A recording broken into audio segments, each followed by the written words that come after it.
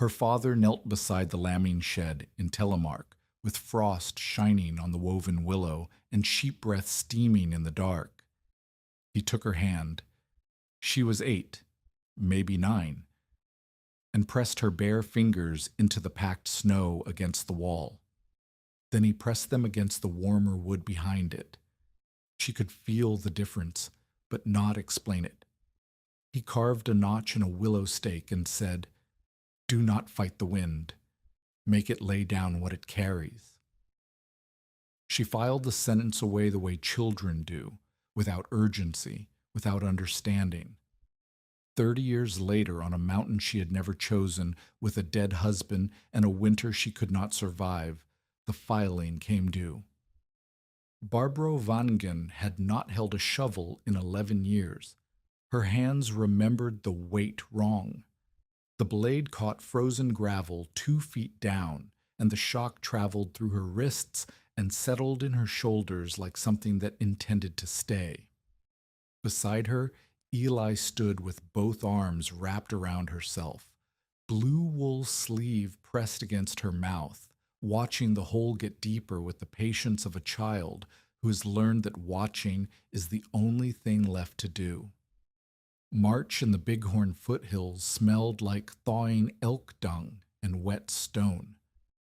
The creek below the cabin ran brown with snow melt, and the cottonwoods along its banks were still bare, their branches clicking in a wind that could not decide whether it belonged to winter or spring. Barbro's husband, Amon, lay wrapped in a wool blanket at the edge of the hole because they had no pine boards for a box and no money to buy them. The wagon had overturned 9 days earlier on the freight road from Sheridan. Amund had been hauling stove coal, 200 pounds of it, bought on credit from Abram Pellet's store, when the rear axle cracked on a frozen rut.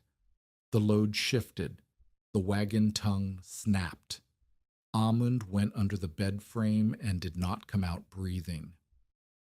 Deputy Marshal Callum Rusk had ridden up from town to witness the burial. He stood 20 feet back with his hat in his hands, which would have been respectful if he had not also brought a folded piece of paper in his coat pocket. Barbro could see the edge of it. She had been watching it since he arrived.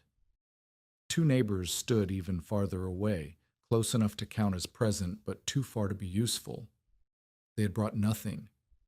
They would leave before the dirt was packed. Barbro drove the shovel down again. The gravel fought her. Eli flinched at the sound, but did not move. Rusk waited until the hole was deep enough to hold a man, but not deep enough to keep coyotes from digging. He stepped forward, and his boots left dark prints in the mud. He held out the folded paper with one hand and kept his hat against his chest with the other. "Pellet asked me to bring this," Rusk said. "The supply account. He says he will need an answer before winter." Barbro looked at the paper. She looked at the hole. She looked at the shape of her husband under the blanket. Then she took the paper and put it in her apron pocket without reading it, because reading it would not change the number and the number would not change the whole. $47.60. That was Amund's debt to Pellet's store, secured informally against Amund's tools. The draw knife, the adze, the cross-cut saw with the cracked handle. Barbro had known the amount since December, knowing it had not made it smaller. She buried her husband with gravel and creek mud and a flat stone she dragged from the bank because a wooden cross would have cost timber she could not spare. Eli placed a piece of quartz on the stone.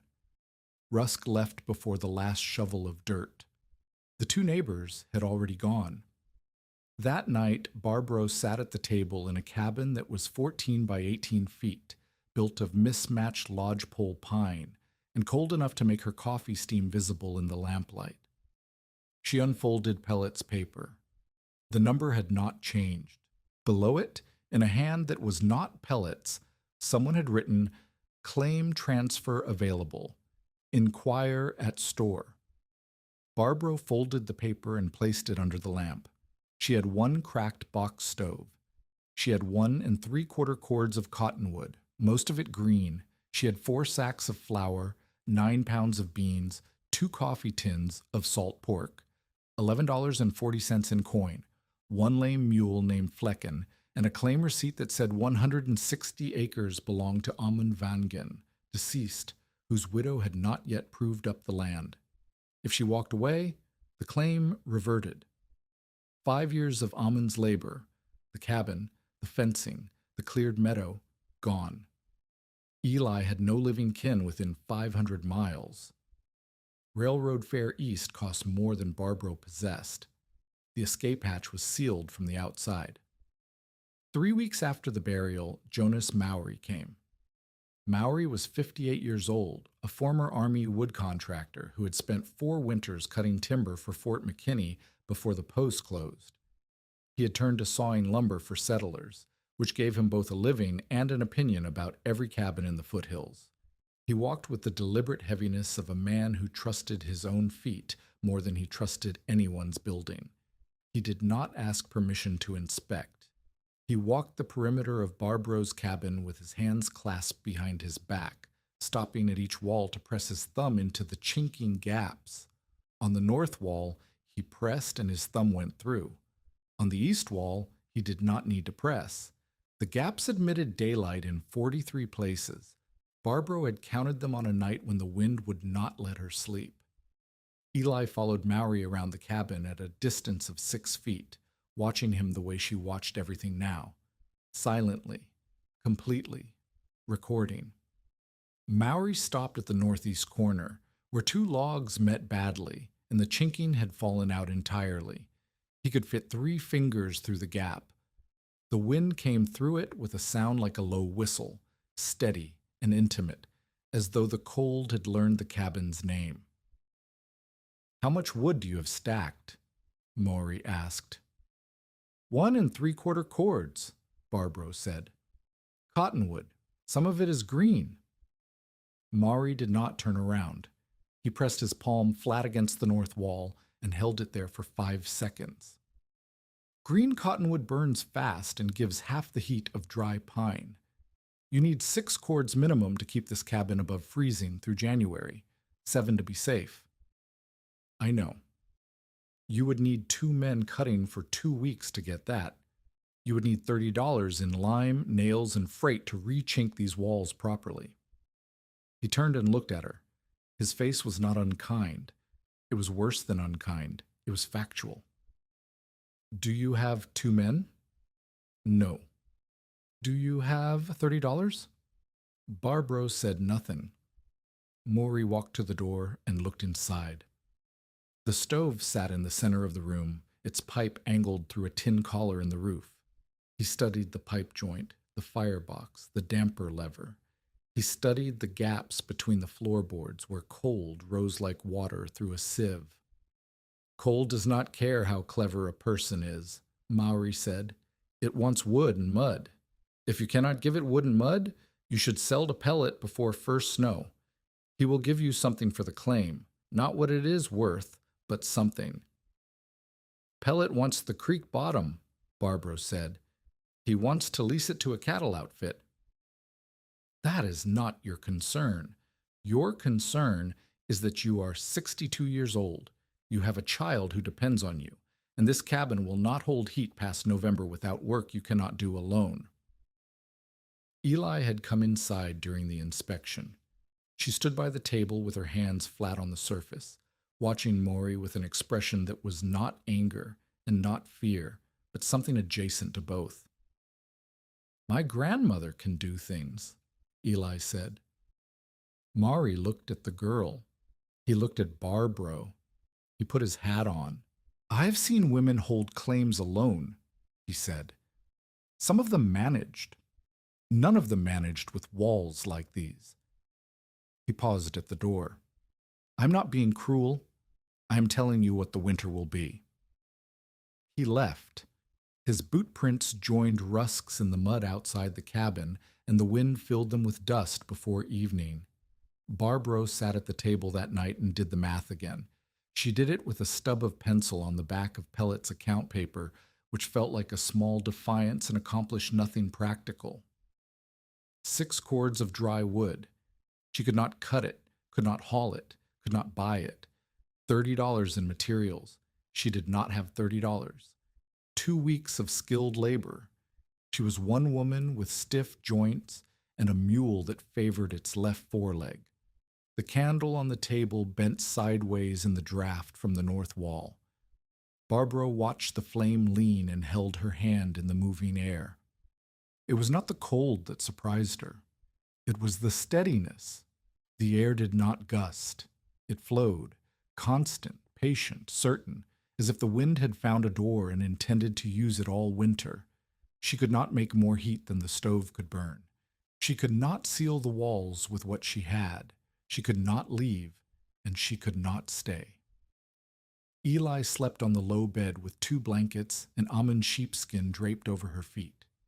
In sleep, the girl curled tight, making herself as small as possible, as though her body already understood the arithmetic. Barbara did not sleep. She sat with the pencil and the paper and the sound of the wind finding every crack, and she thought about her father. Late April brought the kind of warmth that made promises the bighorns would not keep. The creek ran fast. The sage greened up enough to smell like something alive. Flecken grazed the meadow with his head down and his bad leg bearing weight again, which Barbara took as the only encouragement available. She had spent the week since Maury's visit doing what she could. She patched 11 of the worst chinking gaps with creek mud mixed with dried grass, knowing the mud would crack and fall before December. She dragged deadfall from the nearest draw, branches mostly, nothing thick enough to call firewood. She kept Eli fed, which required more attention than it should have because the girl was growing, and 9 pounds of beans does not negotiate with a 12-year-old's appetite. But the math had not changed. It had, if anything, gotten worse. Because every day spent on small repairs was a day not spent on the 6 cords of wood she could not cut. She climbed the lower draws looking for deadfall, thick enough to drag. What she found instead changed the equation. In a shallow gully where snowmelt had cut a channel through last year's grass, a cluster of shed mule deer antlers lay half buried in the thaw. 4 of them tangled together where the creek had pushed them against a rock. Their tines had caught old snow, dead grass, and wind-blown leaves in a frozen knot the size of a washtub. The knot was dense, compacted, rigid. Barbara crouched beside it. She pressed her hand against the ground beneath the knot. It was damp. It was cold, but it was not frozen. The soil had give. She pressed her hand against the exposed ground 2 feet away, beyond the knot shadow. The ground there was iron hard, locked solid, still gripped by frost.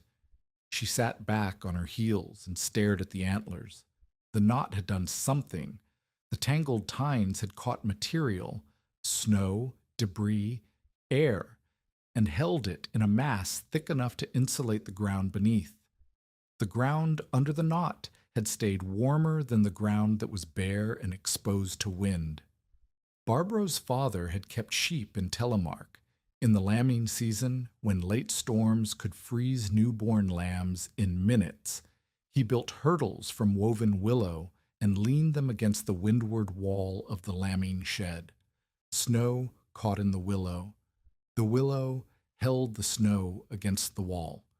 The snow packed and froze, and the shed wall, behind its layer of captured snow, stayed warm enough to keep the ewes alive. Her father had knelt beside one of those hurdles when Barbara was 8 years old. He took a knife and carved a notch in a willow stake to mark the season. He pressed her bare fingers into the packed snow, then against the warmer inside wall, and said, "Do not fight the wind. Make it lay down what it carries." Barbara had filed that sentence away the way children file things, without understanding, without urgency, without knowing that 30 years later, in a different country, on a different kind of mountain, the filing would matter. She stood up in the draw and looked at the antlers and the knot in the unfrozen ground, and she thought, snow was not the enemy when it held still. Loose snow killed by blowing, by finding every gap and filling lungs and burying doors. But packed snow, captured snow, snow made to stop moving, that was insulation. That was a wall the wind had built for you without knowing it. She did not have wood. She did not have mud or lime or nails. She did not have 2 men for 2 weeks. But the bighorn foothills were covered in shed antlers. Elk, mule deer, white-tailed deer. Every bull and buck dropped them in winter or early spring. They lay in draws along creek beds, under sagebrush, in meadows where the grass was just tall enough to hide them. Thousands of them, free, waiting for no one. Barbro picked up the 4 deer antlers and carried them back to the cabin. She told no one what she was thinking. She leaned the antlers against the cabin's north wall, the wall where the wind came through like it owned the place, and tied them between 2 willow stakes she cut from the creek bank. The tines pointed outward and upward, jagged and irregular. She waited for a squall. It came 2 days later. A hard wind out of the northwest with fine, dry snow that lasted 4 hours and stripped the open ground bare. When it passed, Barbro walked outside and found a small white lump pressed against the antlers. The snow had caught in the tines instead of sliding off. The tines had snagged it, held it, and the wind had packed it tight. The open yard was blown clean. The ground where the antlers stood held snow. Barbro pressed her hand against the cabin wall behind the antlers. The draft through the chinking gap was weaker, not gone, but weaker. The snow lump was acting as a buffer, breaking the wind before it reached the logs. She stood in the April cold with her hand on the wall and her eyes on the antlers, and did the arithmetic in a new direction. If she built a cage of antlers along the entire north and east walls, the windward faces, and if the cage was deep enough and irregular enough to catch driven snow, and if the snow packed and froze into a solid mass before the worst cold came, then she would have a wall of ice and bone that no amount of chinking could match. The wind would deliver the insulation. The antlers would hold it. The cabin would keep its heat not because the drafts were sealed, but because the wind's own freight was stacked against them. The design took shape over 3 nights of pencil work on the back of flour sacks. Drive aspen stakes every 3 feet along the north and east walls.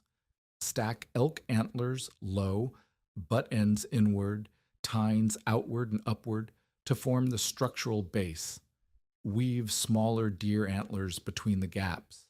Tie load points with rawhide, willow, and twisted grass cordage. Leave a hand-width air gap between the cabin logs and the antler mass to prevent rot before the freeze locked everything solid. Build to the eave line, roughly 7 feet high. Make the barrier irregular, not flat, because irregular surfaces catch snow the way a flat wall cannot. She calculated the need. The north wall was 18 feet long, 7 feet high. The east wall was 14 feet. To build a cage deep enough to hold meaningful snow, at least 2 feet of packed depth, she would need antlers stacked close, layered, interlocked. At least 1,800 antlers, mostly deer, with 200 to 300 elk sheds for the lower structural courses where weight and strength mattered most. 1,800 antlers. For a 62-year-old woman with bruised hands and a lame mule. Barbro looked at the number on the flour sack. She looked at the cabin wall where the 4 test antlers still held their little knot of snow. She looked at the open foothills where somewhere, in the grass and the draws and the creek bends, the antlers were waiting. She picked up the travois poles and went to find more. Nell Haskamp came on a Tuesday in May, which Barbro knew because Eli kept a calendar scratched on the back of the door with a nail, crossing off days the way prisoners do. Nell was 41, thick-armed, weathered beyond her years, mother of 5 children who ranged from 16 to 4, and the owner of a sod-roofed lean-to that she kept standing through a combination of stubbornness and baling wire.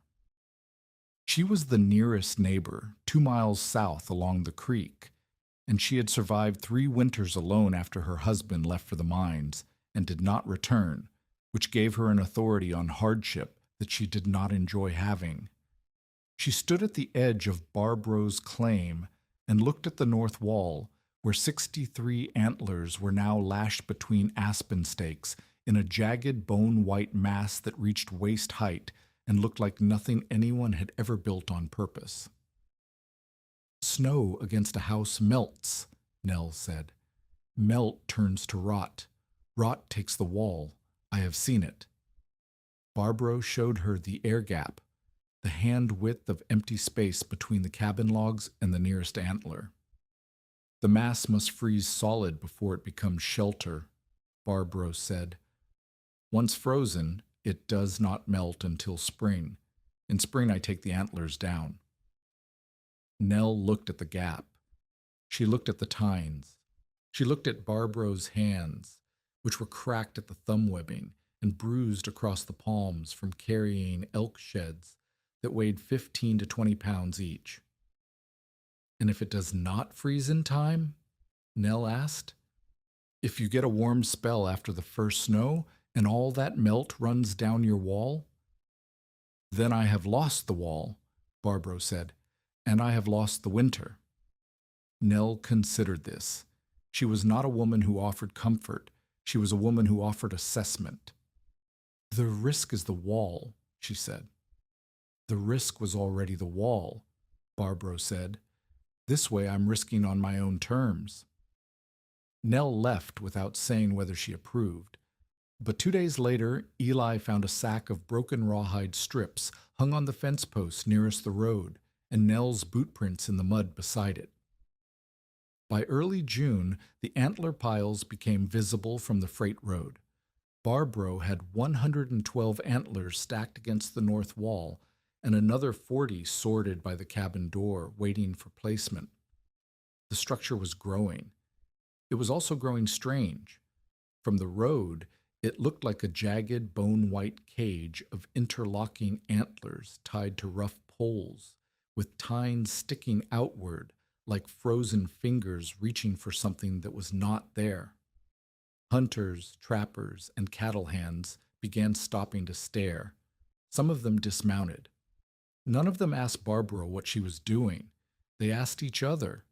The community interpretation formed before Barbro could correct it, and it formed the way community interpretations always do: quickly, unkindly, and without consulting the subject. The widow had gone strange with grief.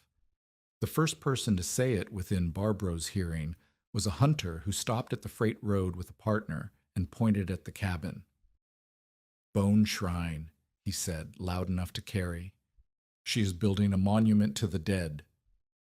The phrase arrived in Sheridan before the week was out. Barbro knew because Abram Pellet used it when she came to his store. Pellet was 46, broad-shouldered, shrewd in the way that men who sell essential goods to desperate people become shrewd.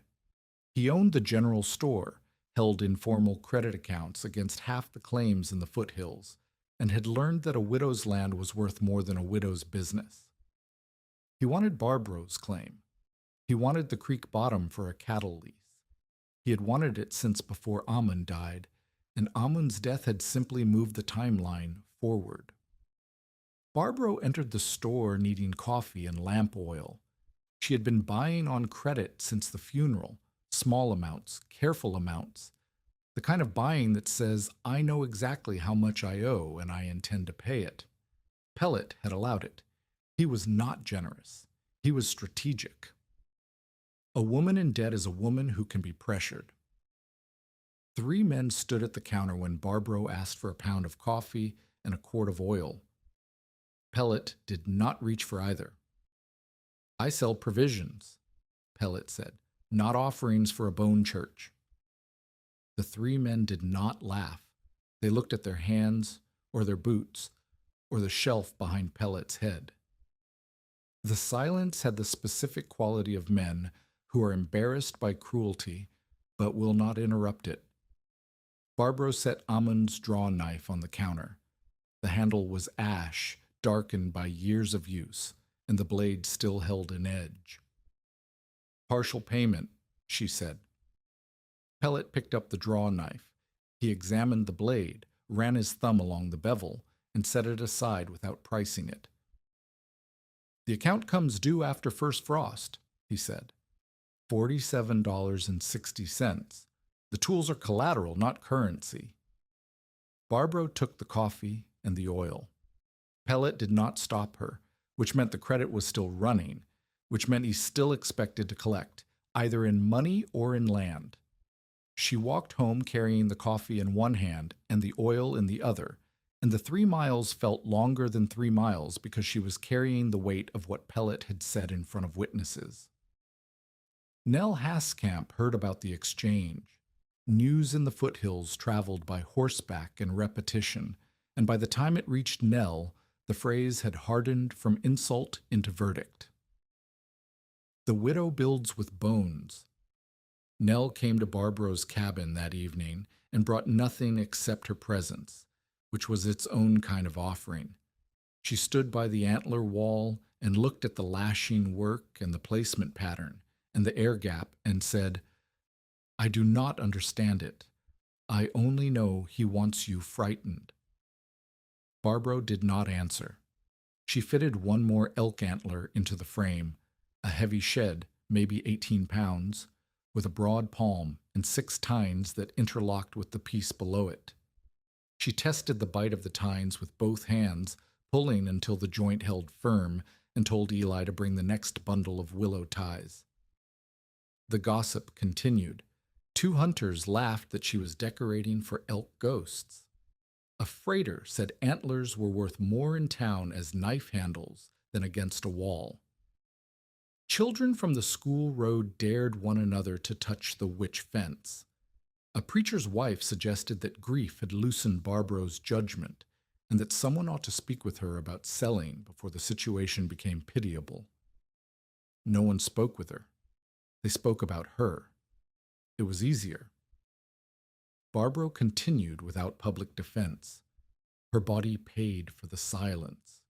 Bruised hips from carrying bundles of antlers lashed to the travois. Hands split at the thumb webbing where the tines caught and tore. Shoulders that trembled when she lowered a heavy elk shed into place because the muscles no longer had the fuel to be steady. She ate less than Eli and worked longer, and the math of that subtraction was visible in her face by mid-June. The skin tight across the cheekbones, the eyes deeper in their sockets, the wedding ring loose on a hand that was thinning by the week. But the wall grew. July 1st, 486 antlers stacked. The north wall stood chest high, a jagged forest of bone and willow lashing. The east wall had its first course laid. Barbro's ring fell off while she was setting a heavy elk beam into the lower east wall. It dropped into the grass between the stakes. Eli found it, cleaned it, and threaded it onto a rawhide cord that Barbro wore around her neck for the rest of the summer because her fingers could no longer hold it. And then the first setback. A July thunderstorm hit with enough violence to rattle the stakes. When Barbro inspected the next morning, a lower course on the east wall had collapsed. 12 antlers, carefully placed, lay in the grass like scattered bones. The willow ties had held, but the antlers themselves had not been cross-locked. They had been stacked like firewood, parallel, unstable, waiting for a reason to fall. Barbro stood over the collapse and felt the specific kind of defeat that comes from knowing you did something wrong, but not knowing what the right thing was. The idea was sound. The execution was not. She needed a technique she did not possess, and the person she might have asked, well, Amund, who understood how wood and weight behaved under strain, was under a flat stone by the creek. She rebuilt the section that afternoon, guessing at a better arrangement, and the guess held for 3 days before a windstorm proved it wrong again. That was when Tolef Brecka appeared. Tell us in the comments. Have you ever built something people dismissed because they could not yet understand it? He came on foot, which was unusual for a man of 69, but Tolef Brecka had walked most of his life and saw no reason to stop because the distances had gotten longer. He carried a canvas pack, a fencing knife with a blade worn thin from decades of cutting wire and willow, and one good eye.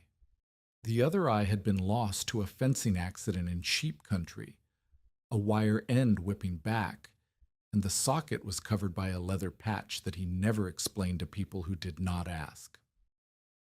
Tolef was Norwegian-born, from a valley 50 miles south of the one where Barbro had grown up, and he had spent 30 years mending fences for sheep outfits across Wyoming territory. He knew wire and wood and wind. He knew how to make a thing stay where you put it when everything around it was trying to move. He found Barbro resetting the collapsed section for the third time. He watched from the freight road for several minutes. Then he walked closer, set down his pack, and studied the corner brace she had just rebuilt. Barbro expected mockery or pity or advice delivered from a distance, which was what the foothills had offered so far. Tolef gave her none of these. He crouched beside the brace, gripped 2 antlers, and pulled them in opposite directions. They held. "You are not mad," Tolef said. He spoke in English with the careful grammar of a man who had learned it late and respected it accordingly. "You are only missing a better knot." Barbro looked at him. She looked at his one eye, his worn knife, his pack that said he had no horse and no home with a roof. She looked at the collapsed antlers and the rebuilt brace in her own bleeding hands. "I am missing many things," she said. Tolef nodded. He pulled the fencing knife from his belt, cut a length of willow from the nearest creek stand, and began to show her what she was missing. He did not teach by lecture. He taught by doing. He soaked the willow width in the creek for 10 minutes, then twisted it wet around 2 antler beams, pulling the twist tight so the fibers bit into the bone. "Wet willow shrinks as it dries," he said. "The knot gets tighter without you touching it." The first lesson took an hour. By the end of it, the corner brace held a pull that would have collapsed the old version. Barbro's hands ached, but the ache was different. It was the ache of learning, not failing. Tolef stood and brushed grass from his knees. "How many more do you need?" he asked. 1,800, Barbro said. 1,400 more to go. Tolef looked at the north wall, the east wall, the bare yard where Eli was dragging a deer antler from the nearest draw. He looked at the sky, which was already high summer blue, but carried the quality of light that said September was closer than it appeared. "Then we should not stand here," he said. He did not explain why he stayed. He did not ask for payment or food or shelter, though Barbro gave him the last 2. He slept beside the stove and ate what Barbro and Eli ate, which was less than enough and more than nothing.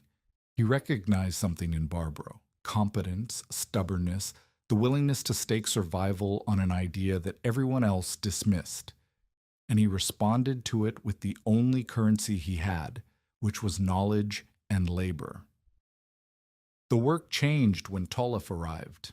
Not faster, better.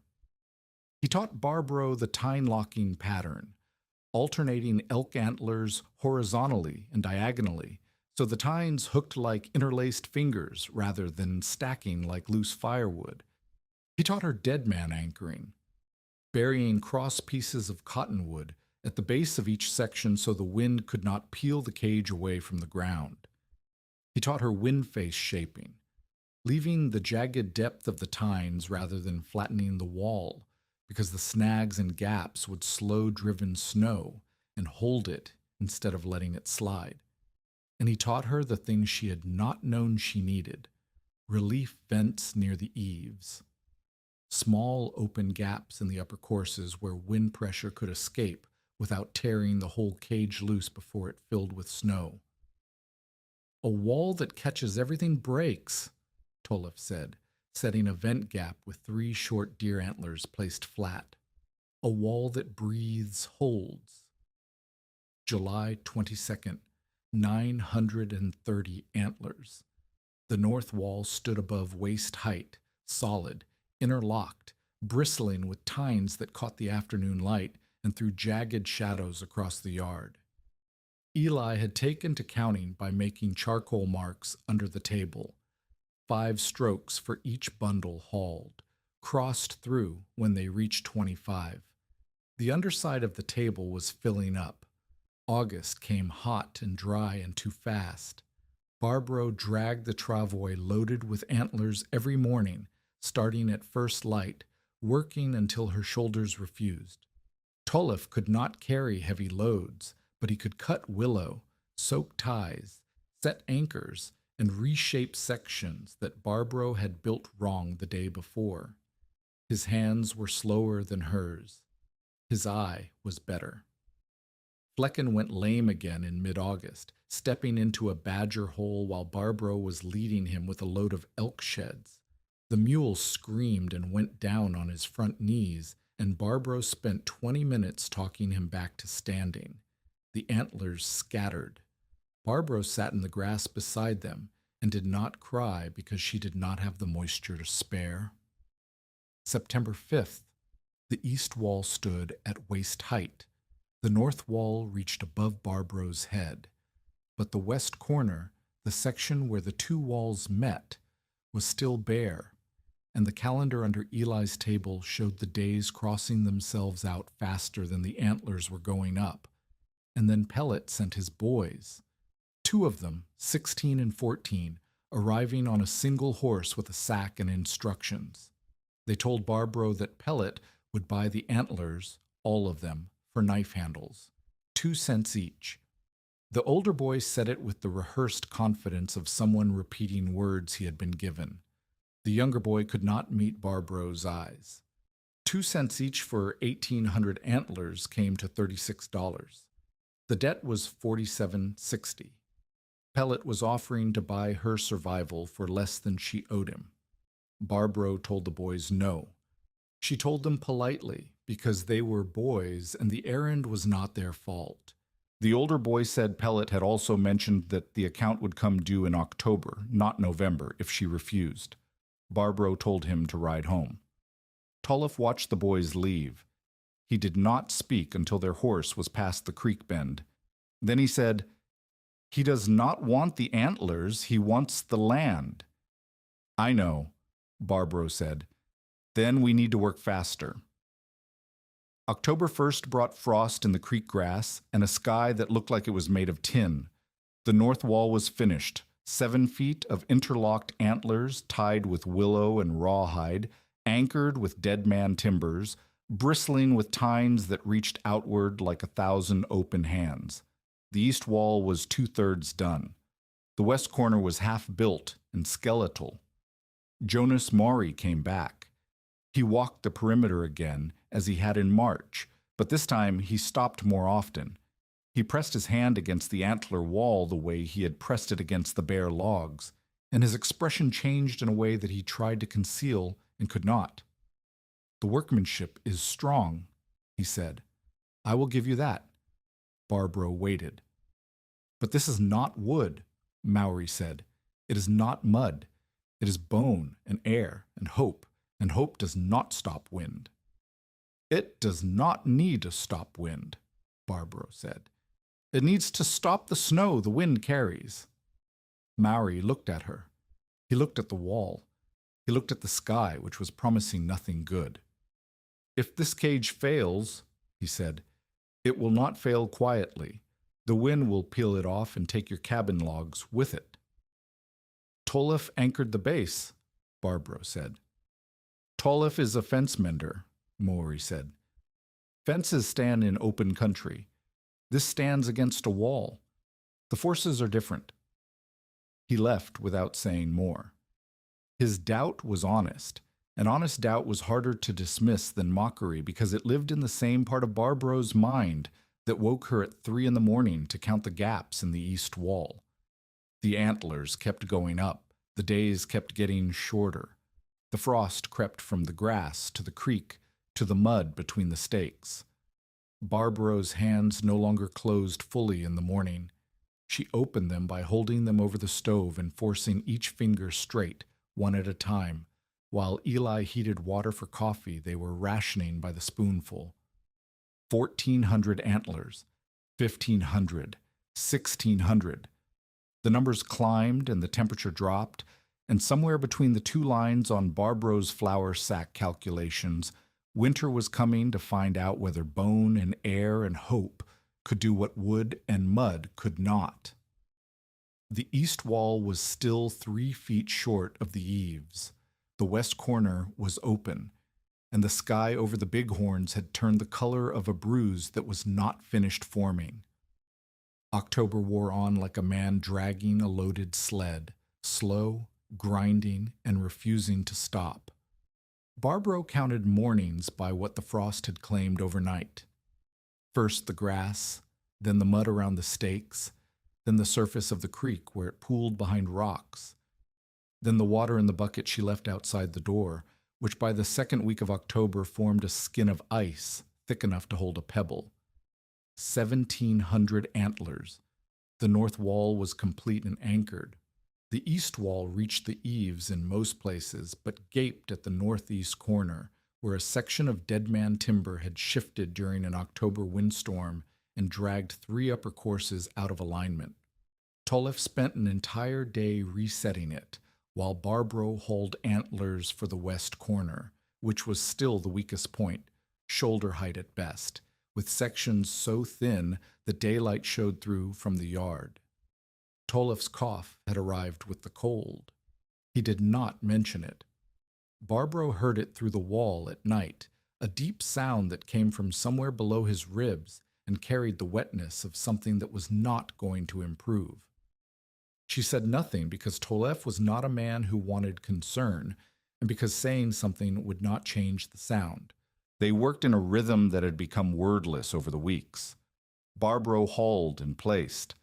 Tolef cut, soaked, and tied. Eli sorted. She could identify elk from mule deer by beam thickness at a glance, and she had developed a grading system based on tine spread that Tolef admitted was better than anything he would have designed. The charcoal marks under the table had long since covered the available wood and migrated to the back of the door, where they joined Eli's calendar in a record of labor that looked, from a distance, like the scratching of someone keeping count in a cell. Unexpected help arrived in pieces. Nell Haskamp's oldest son, a boy of 16 named Pater, left a bundle of 7 deer sheds by the creek one morning without a note. The antlers were clean, dry, and sorted by size. Barbro found them when she went for water and stood holding one for a long time before carrying them to the wall. She did not cry. She added them to the east corner, and they fit as though the wall had been waiting.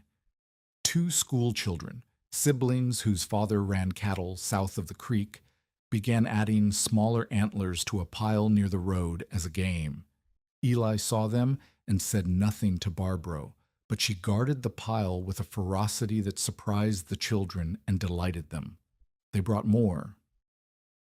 The antlers were small, mostly white-tailed deer, and too light for structural courses, but Barbro wove them into upper gaps where they caught wind-driven debris and added density to the catching face.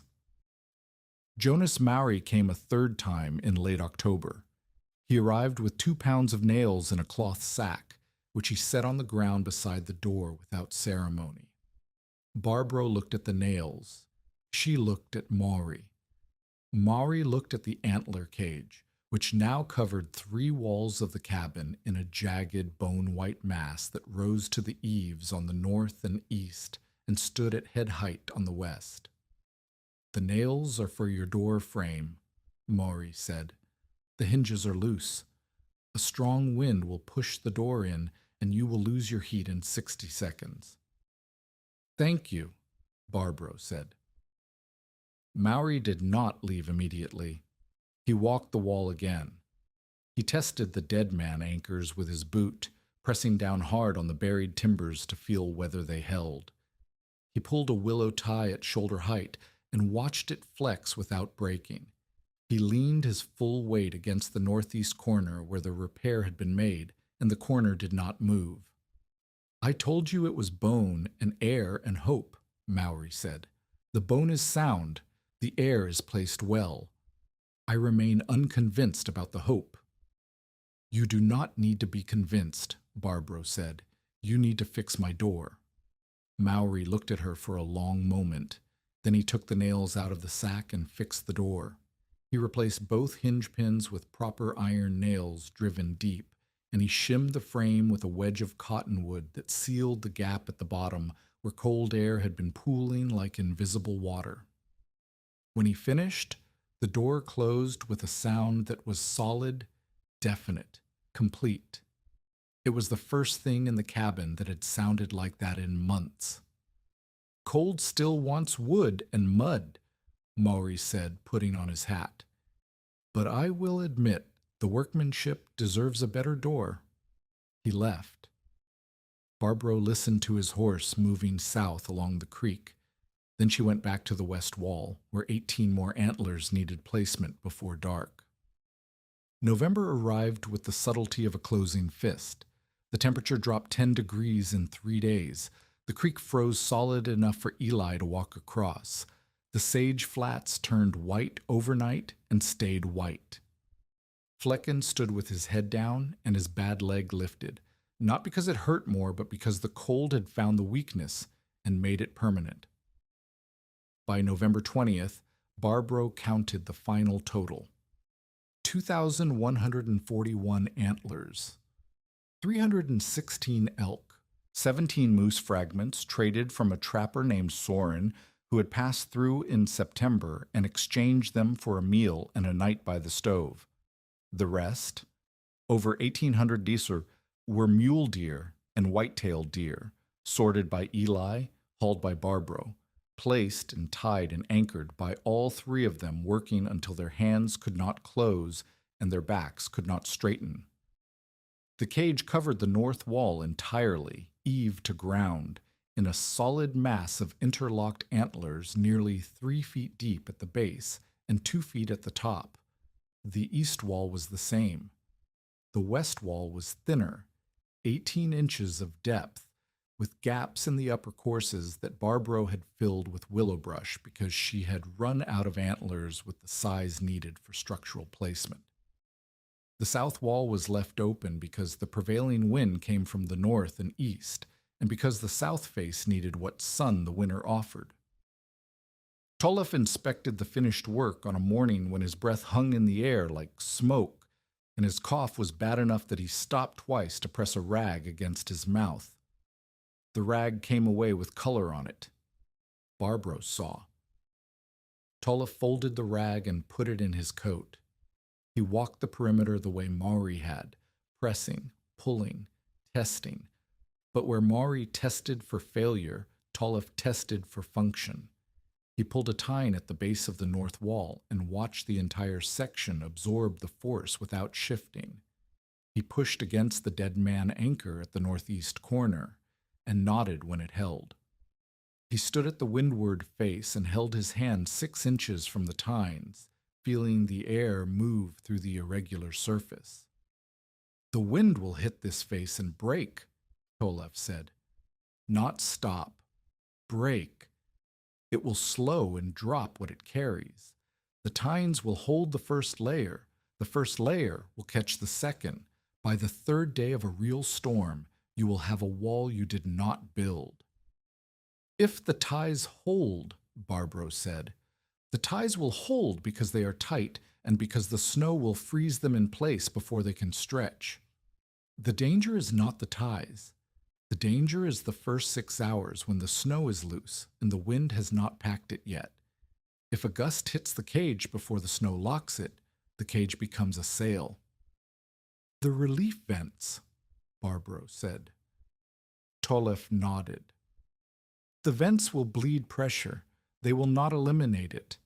You will hear sounds that make you think the wall is dying.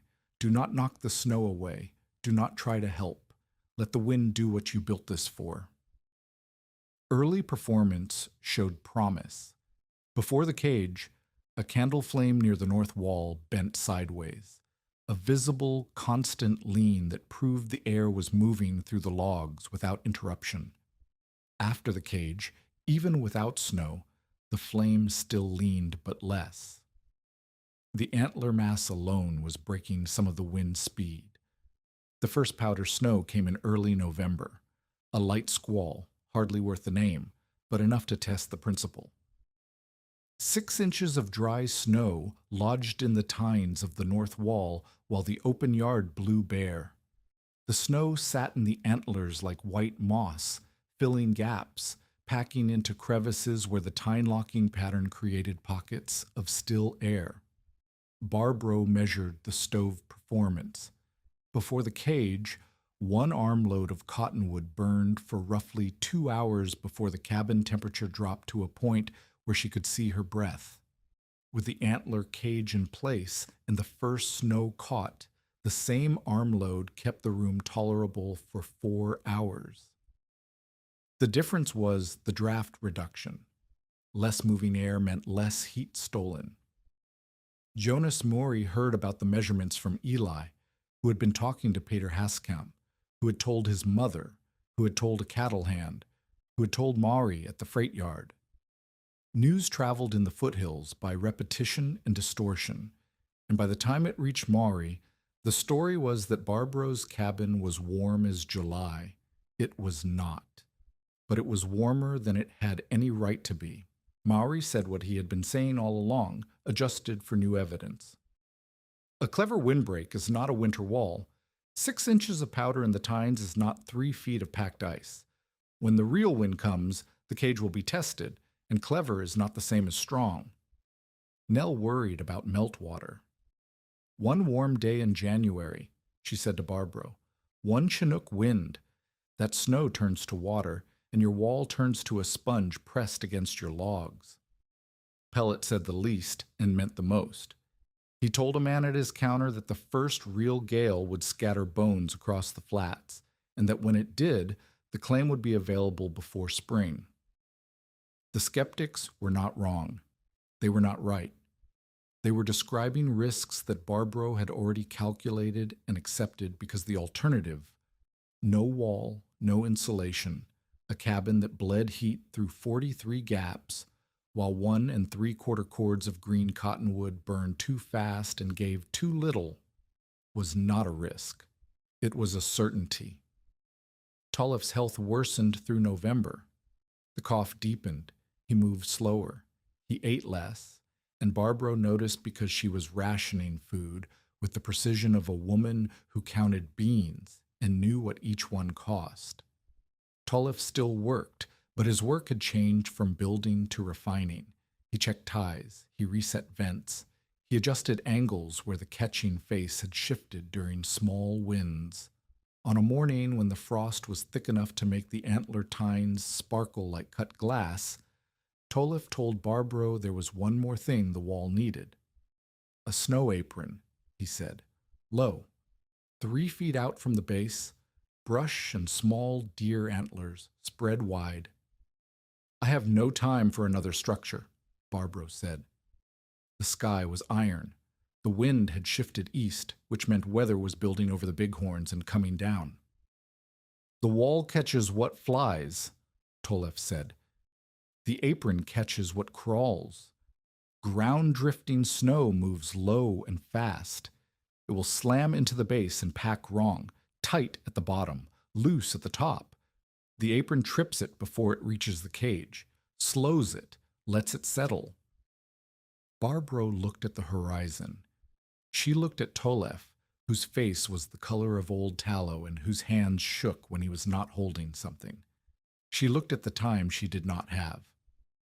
"Show me," she said. They built the apron in 2 days.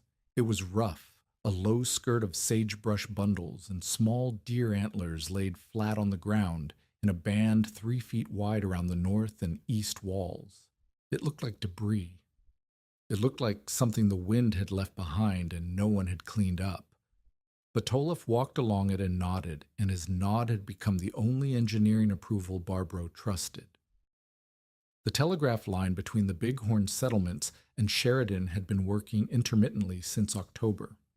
On November 28th, a message reached the freight office that a storm system was building over the northern range, and the operator in Buffalo had described it as severe. The line went dead before details reached the outer claims. Word spread by Ryder, and by the time it passed through 3 retellings, the specifics had become vague and the urgency had become rumor. Barbro heard it from Peter Haskamp, who rode up with his mother's compliments and a warning.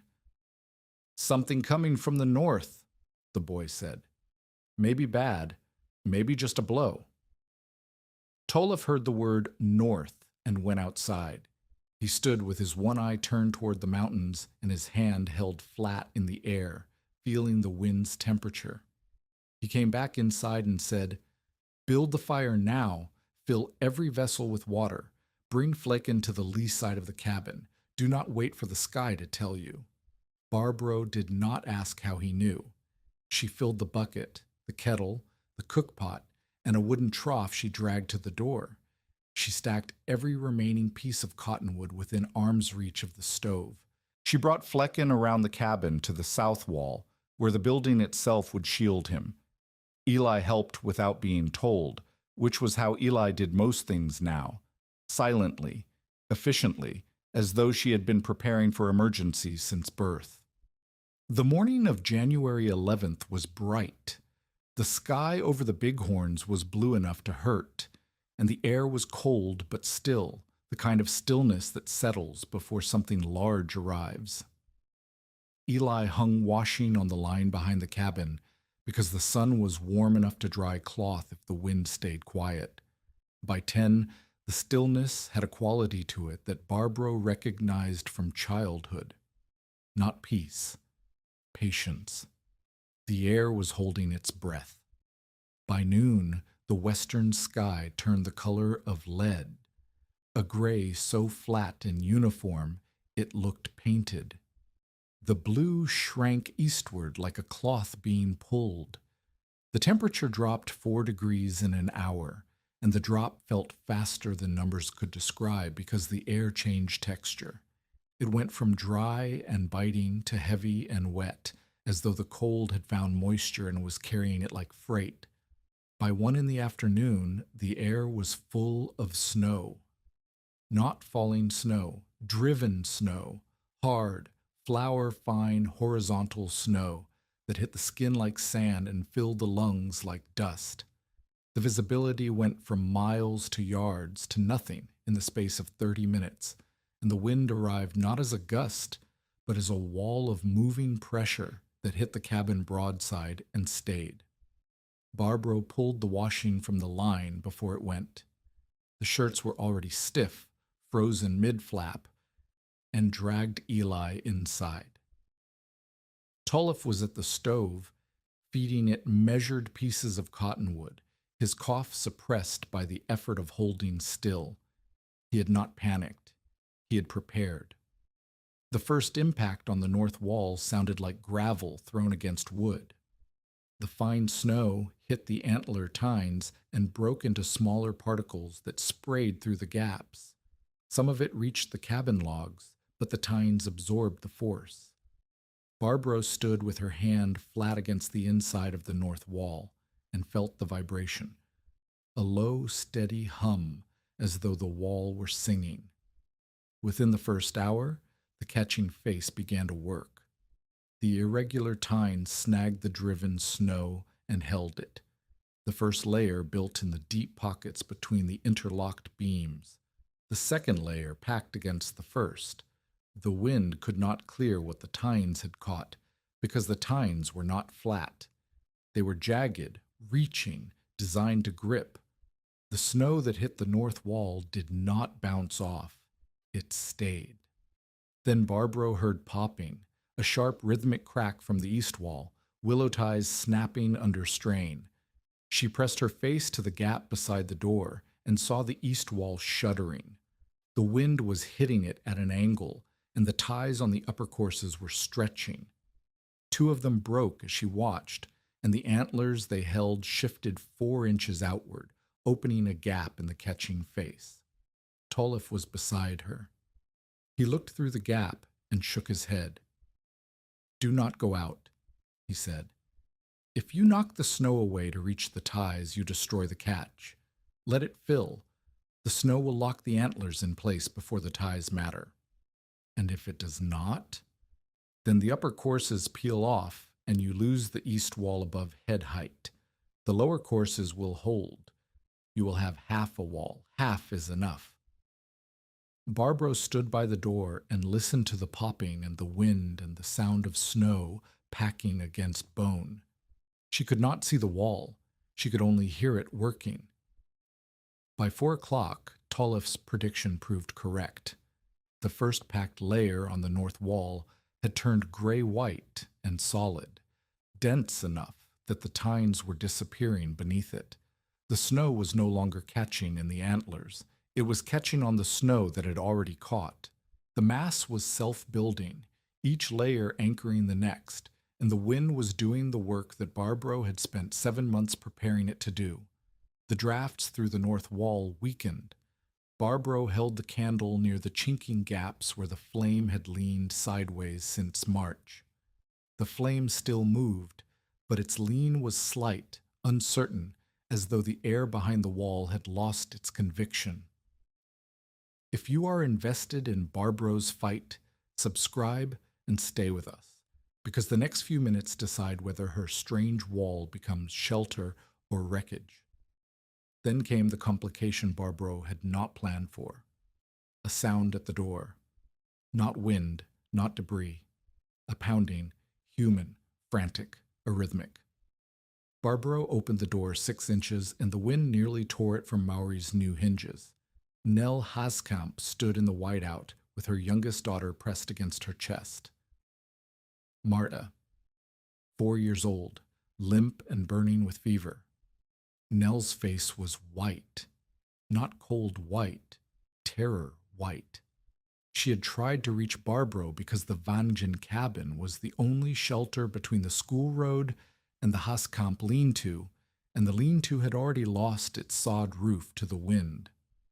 Nell had walked blind through the storm with Marta held against her body, navigating by nothing except desperation and the fact that the antler cage, packed with snow, had become a pale mass visible from 30 yards in the whiteout when everything else had vanished. The bone-white wall had been a beacon. The thing the community called a shrine had been the only landmark Nell could see. Barbro pulled them inside.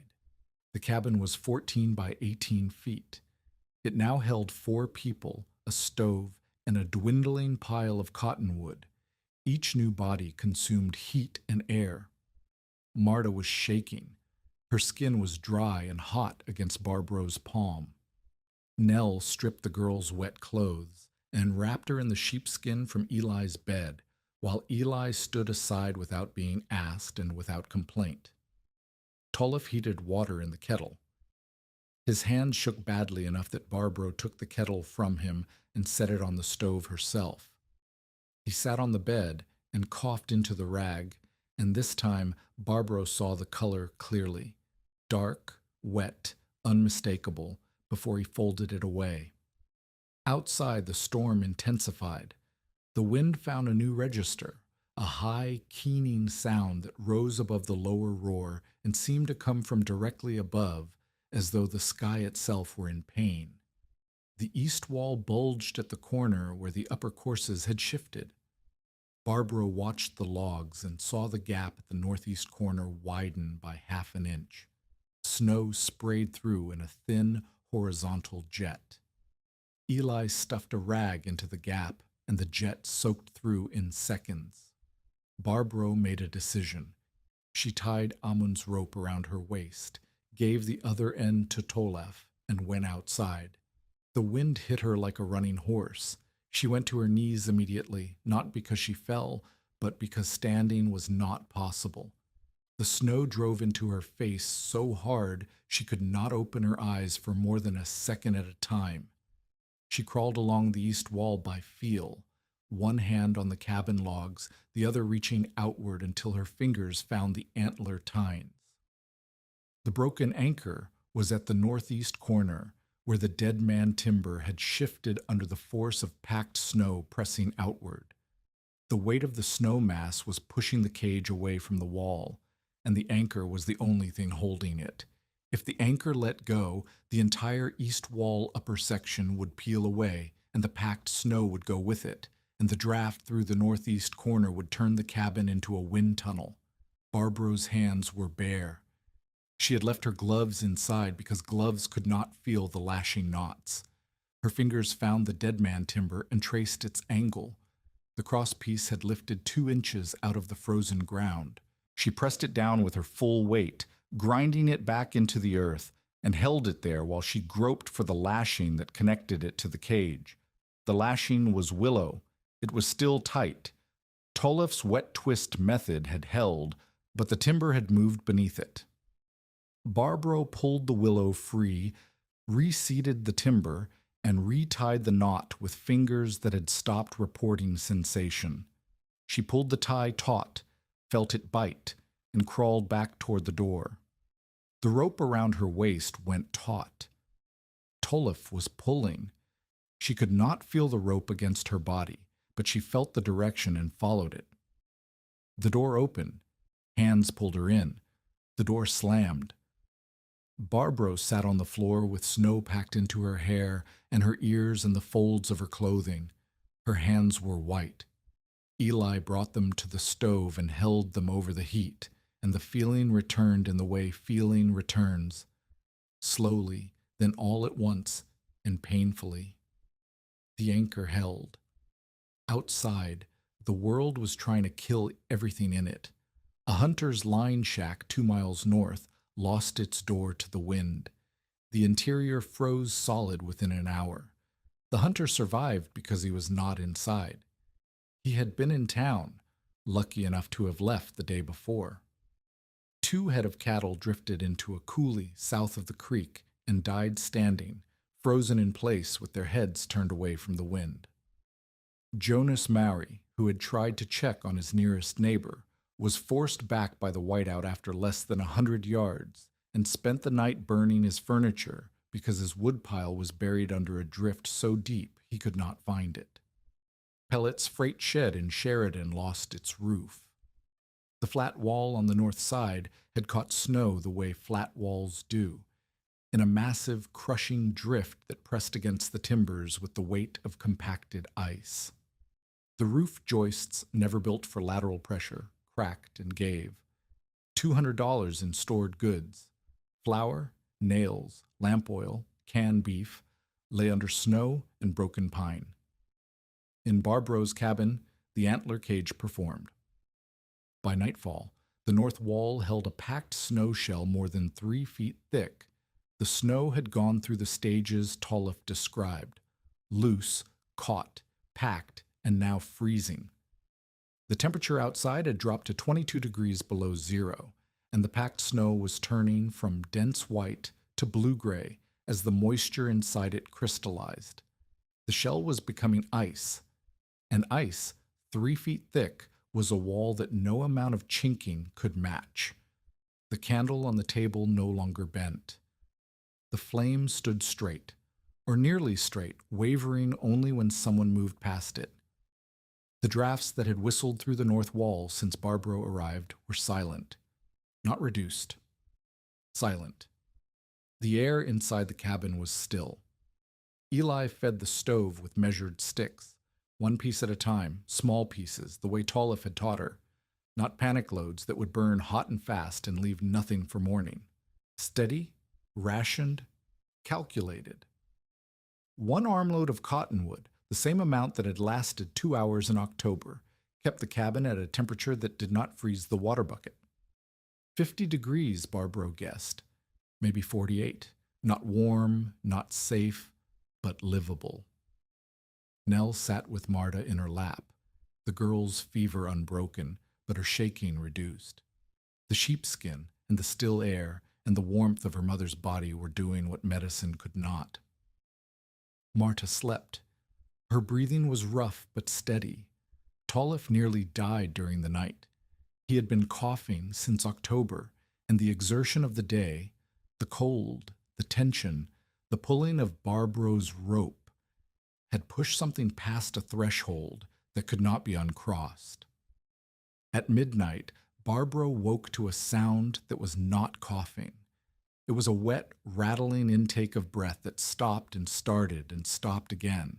She found Tolliff on the bed with his rag pressed to his mouth and his one eye open and focused on the ceiling as though he were reading instructions written there. Barbro brought water. She lifted his head. He drank a mouthful and let the rest run down his chin. He said something in Norwegian that Barbro understood because it was from the same valley language her father spoke. He said, "Veggen held," the wall held.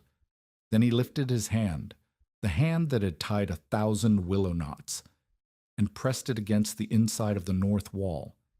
He held it there for a long time. "What do you feel?" Barbro asked. "Nothing moving," Tolliff said. "Then it listened," Barbro said. Tolliff closed his eye. His breathing steadied. He did not die that night, but the night took something from him that he would not get back, and Barbro knew it the way she knew the temperature was dropping, not by measurement, but by the quality of the silence. Morning came gray and white and savage. The storm had not stopped. It had paused in the way that large storms pause, a reduction in fury that feels like mercy, but is only the system gathering itself for the next push. Barbro opened the door 3 inches and saw nothing. White, horizontal white. The south wall, which had no antler cage, was drifted to the windowsill. Flecken's shelter had held. The mule stood pressed against the logs, alive, miserable, his coat packed with ice. The second push came at noon, harder than the first. The east wall took the brunt this time because the wind had shifted, and the packed snow shell on that wall, thinner than the north, cracked along a vertical line that Barbro heard from inside. She pressed her ear to the logs and heard the crack deepen, then stop. The snow had split but not separated. The antler tines behind it, frozen into the mass, held the two halves together like stitches in a wound. By the second night, the storm exhausted itself. The wind dropped from a scream to a moan to a whisper. The snow stopped driving and began to fall, straight down, large flakes, gentle as though the sky were apologizing. Barbro opened the door fully for the first time in 36 hours. The world outside was white and still and utterly changed. The south yard, which had been open ground, was a smooth drift 4 feet deep. The creek was invisible. The cottonwoods along its bank were shapes. Nothing more, white pillars in a white field. The north wall of the cabin was a white mound. The antlers were gone, buried under 3 feet of packed, frozen snow that curved over the eave line and blended the cabin into the landscape. Only the tips of the highest elk tines showed through the surface, small dark points in a field of ice, like markers left by someone who wanted to remember where the bones were. The east wall was the same, though thinner and cracked. The west wall, with its shallower cage, held 1.5 feet of packed snow, not the fortress of the other walls, but enough.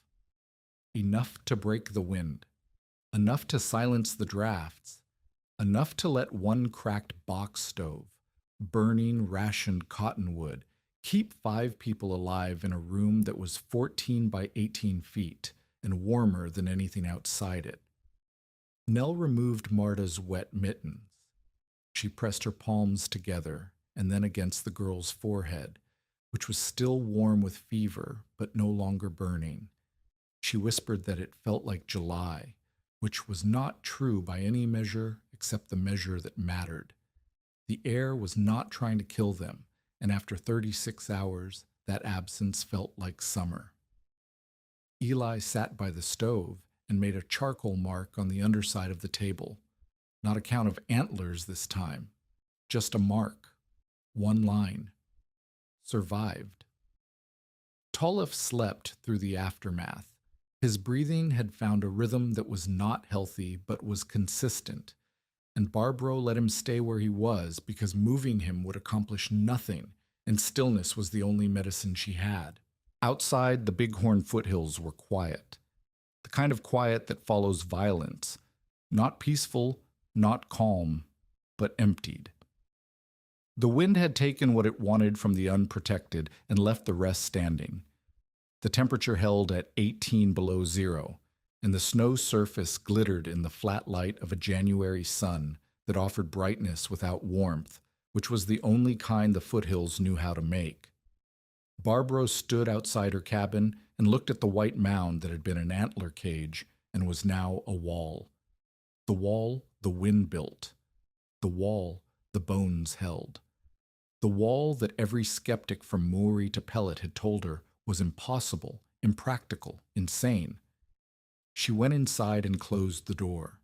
The hinge pins held. The frame did not rattle. The candle flame stood still. But the storm was only the test. What came after the storm was the answer, and the answer, Barbro knew, would not come from the wall. It would come from the people who had laughed at it. The storm had been over for 2 days when Jonas Maury arrived with an axe. He did not knock. He stood at the south wall, the only wall not buried, and called Barbro's name. His voice was hoarse. His coat was torn at the shoulder where a falling branch had caught him during the whiteout, and his face had the raw, wind-scoured look of a man who had spent 36 hours burning his own furniture to stay alive. Barbro opened the door. Behind her, Nell was wrapping Marta in dry cloth.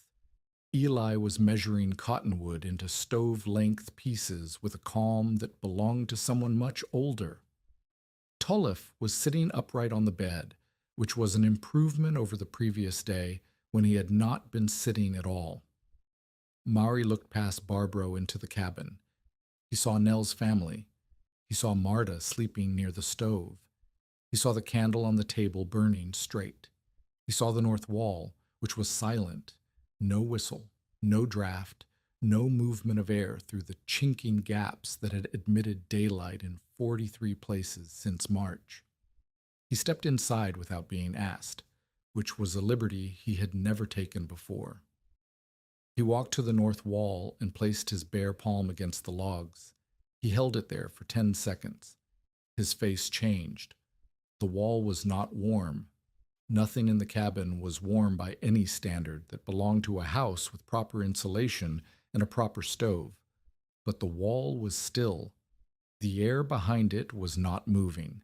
The 3 feet of frozen snow and bone on the other side had done what 6 cords of dry wood and $30 in lime and nails were supposed to do, and it had done it with materials that every person in the foothills had walked past without seeing.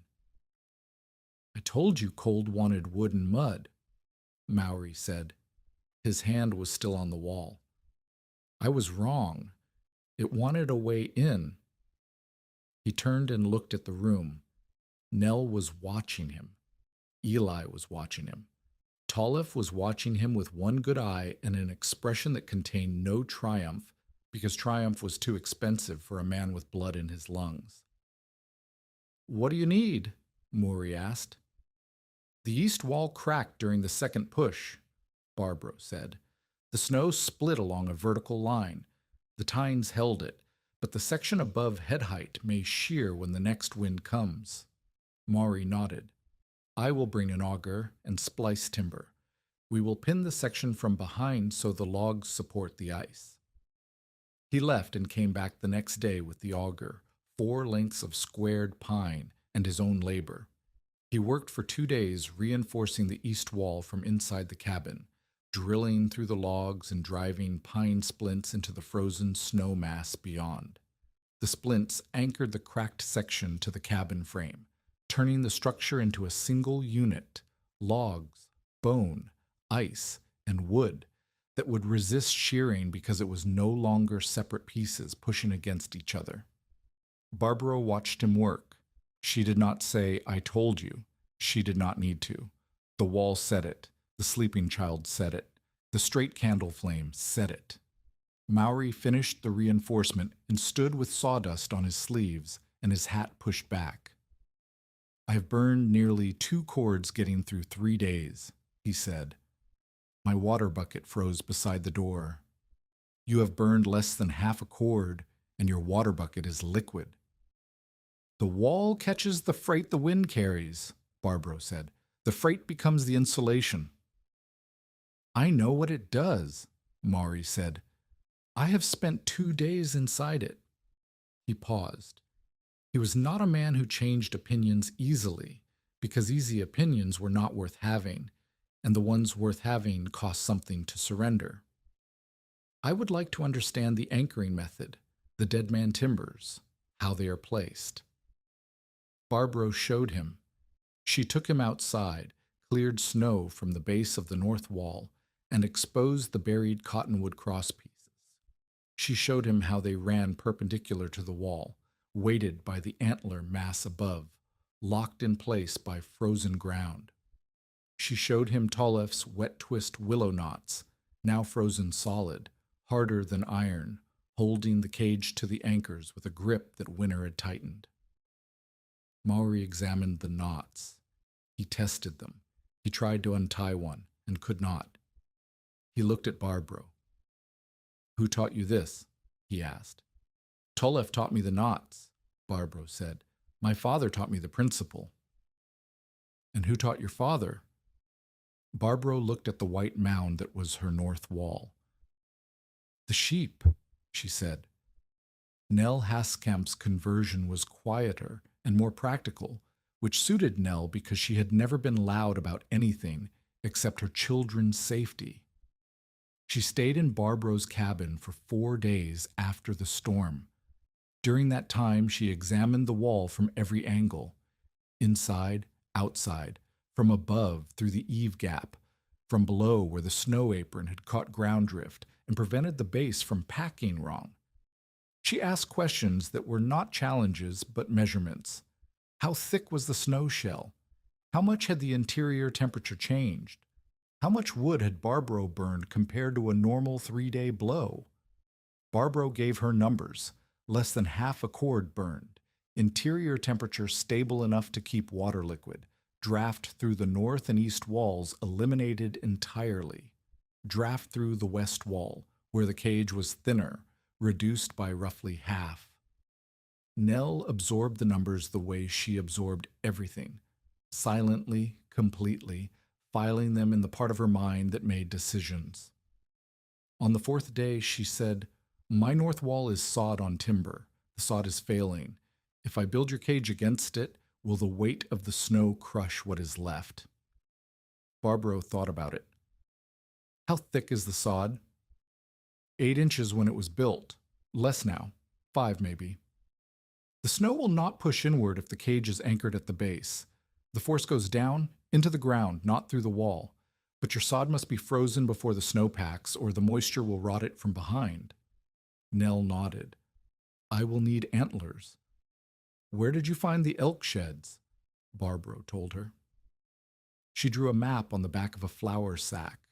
The draws, the creek bends, the south-facing slopes where elk wintered and shed in early spring. She told Nell which draws produced mule deer and which produced elk, and how to tell a fresh shed from a season-old shed by the color of the base, where the antler had separated from the skull. Nell took the flour sack and left. Over the following weeks, the community came, not all at once and not with enthusiasm, but steadily, the way water finds a crack and follows it. A cattle hand named Orrin, who had lost a lean-to roof, asked Barbara how thick the cage needed to be for a structure longer than 20 feet. A family from 2 miles south, the Lundgrens, who had 4 children and a cabin with a chimney that drew badly, asked whether the cage could be built around a chimney without catching fire from sparks. A trapper who had wintered in a dugout asked whether the method worked underground, where the wind could not deliver snow. Barbro answered each question with specifics. 20 feet required additional dead man anchors every 4 feet instead of every 6. The cage must stand 6 inches from a chimney, with a gap maintained by green timber spacers that would not ignite from radiant heat. The method did not work underground because it required wind to deliver snow. A dugout needed a different solution. She shared the knowledge freely. She did not charge. She did not trade. When Pellet heard that Barbro was giving away what he called the bone trick, he said she was a fool who did not understand the value of what she had. Barbro understood the value precisely. She understood that knowledge shared was knowledge that survived, and knowledge hoarded was knowledge that died with the hoarder. Pellet's reaction went beyond disapproval. He had watched the community's attention shift from his store, where people came for provisions and credit and news, to Barbro's cabin, where people came for instruction that might keep them alive. Pellet did not sell survival. He sold dependency, and dependency required that people believe they could not solve their own problems. He tried to monetize what he could not control. He claimed Barbro had stolen the idea from Hunter's snowblinds, a construction he invented for the purpose of the claim, and he began charging people for antlers from his freight yard, 2 cents each for deer, 5 cents for elk. The same price he had offered Barbro when he tried to buy her wool before winter. His first customer was a man named Colvin, who had a cabin on the North Road and more money than skill. Colvin bought 300 antlers from Pellet and stacked them against his north wall in a single afternoon, flat and tight, with no air gap, no dead man anchors, no relief vents, and no irregularity in the catching face. He tied them with baling wire because baling wire was what he had. The first strong wind peeled the wall off in a single piece. The baling wire held the antlers together but not to the ground, and the entire mass slid sideways like a door blown open, taking a section of chinking with it. Colvin's cabin was colder after the attempt than before, because the chinking he lost had been doing more work than the flat antler stack ever could. Pellet blamed the antlers. Barbro said nothing. Nell Haskamp said everything to everyone in the specific and devastating manner of a woman who had 5 children and no patience for men who sold failure at a markup. The collapse did not defeat Pellet. It made him angrier. He still held Barbro's debt note. He still held informal power over every account in his store. And he still believed that the claim was worth more than the woman on it, which was the calculation he had been making since Amon's wagon overturned and the equation simplified. Tolef Breke did not recover. The weeks after the storm were a slow diminishment that Barbro tracked the way she tracked everything, by measurement, by observation, by the evidence of her own hands. Tolef ate less each week. His cough produced more blood. His one good eye, which had been sharp enough to judge a willow knot from 10 feet away, began to lose focus in the afternoons, and he would sit by the stove squinting at the wall as though the logs were written in a language he was forgetting. But he was not finished working. A man who had spent 30 years mending fences did not stop because his lungs were filling. He worked smaller. He worked closer. He sat at the table and tied practice knots with willow scraps, showing Eli how to gauge tension by the sound the withe made when you twisted it. A high, thin creak meant too tight. A low, dull groan meant too loose. The right tension sang somewhere between, a sound Tolef called spenet, which meant neither taut nor slack, but alive. He told Barbro about the wind sketches. He had been making them for years, small drawings on scraps of paper, mapping the way wind moved around structures he had built or repaired. A fence at the Rocking H Ranch that caught snow on the wrong side because the posts were too close. a lambing shed near Casey that stayed warm because a natural rock formation broke the wind 300 yards upslope, a corral gate that hung open every spring because the prevailing wind flexed the post eastward by half an inch over the winter, and nobody thought to set the post leaning west to compensate. The sketches were in a small notebook with a leather cover that had been repaired twice with the same rawhide tolef used for everything. He showed them to Barbro one evening while Eli slept and the stove ticked with cooling metal. "The wind does not want to destroy," Tolef said, turning a page to a drawing of a fence line with arrows showing airflow. "It wants to move. Everything it breaks because someone put a wall where the wind wanted a road." "And the catching wall?" Barbro asked. "The catching wall does not block the road. It taxes the traveler. The wind passes through, but it leaves its baggage behind." He coughed. The rag came out. The rag went away. Your father understood this. He did not need drawings. They disagreed once in February about the west wall. Barbro wanted to extend the cage around the southwest corner to protect the door approach. Tolef said no.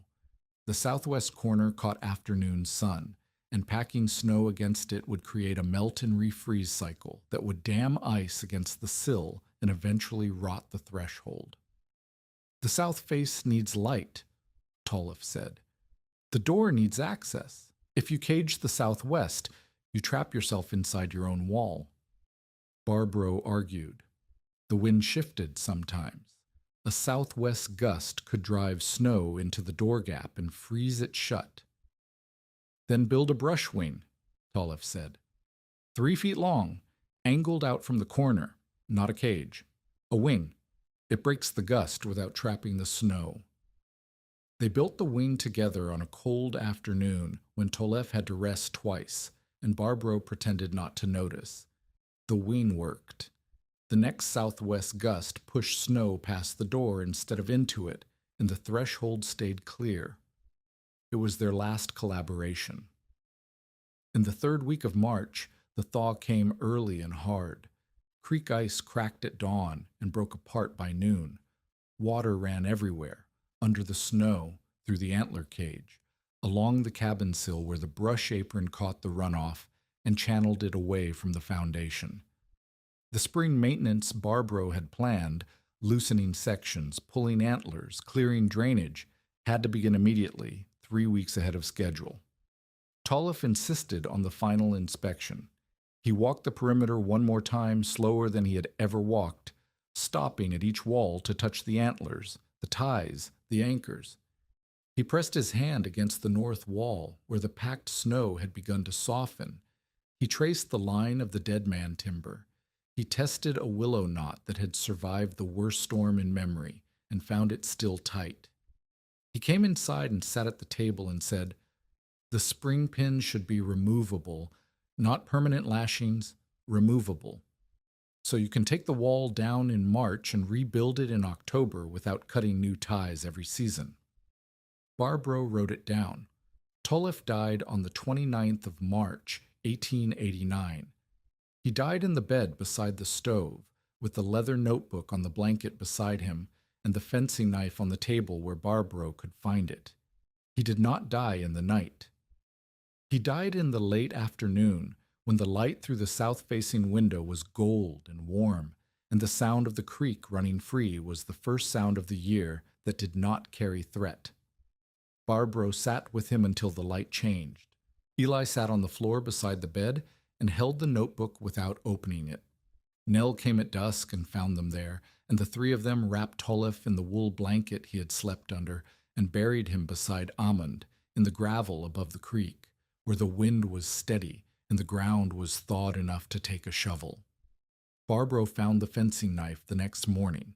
It was wrapped in a strip of old wool, and it smelled of smoke and sheep lanolin. Years of it, decades, a lifetime of other people's fences and other people's flocks. The blade was worn thin from work, not thin from neglect, thin from use. thin from pressing against wire and willow and rawhide 10,000 times until the steel had given what it could and held the shape of what remained. She put the knife in her apron pocket beside Pellet's old account paper, which she still carried because the debt was not yet paid, and forgetting the number would not change it. She opened the notebook and found the wind sketches, dozens of them, small and precise, the observations of a man who had spent his life watching air move around obstacles and writing down what it taught him. The last sketch was different. It was not a fence or a shed or a corral. It was Barbro's cabin, drawn from the east, with the antler cage in place, and arrows showing the wind breaking against the irregular face and dropping its snow in layers. Beside the drawing, in handwriting that was steady enough to have been made weeks earlier, Tollef had written one word: Fangstveg, catching wall. The secondary crisis came in October of 1889, 8 months after Tollef's death, and 3 weeks before the first hard snow. The schoolhouse roof had been damaged since August, when a dry rot timber gave way and dropped the northeast corner of the shake roofing into the classroom. Repairs had been delayed because the lumber had to come from Sheridan, and the freighter had broken an axle, and the replacement timber was green and needed seasoning, and the season was not cooperating. The roof was half finished when the weather turned. A teacher named Mrs. Edith Farrow and 7 children between the ages of 6 and 13 were in the schoolhouse when the first October storm hit. It was not the storm of January, not the white hurricane, but it was bad enough. Wind from the northwest, temperature dropping, snow driving hard enough to fill the gap in the roof within an hour. The classroom became untenable. The stove could not compensate for the open corner, and the children were cold, frightened, and 2 miles from the nearest shelter.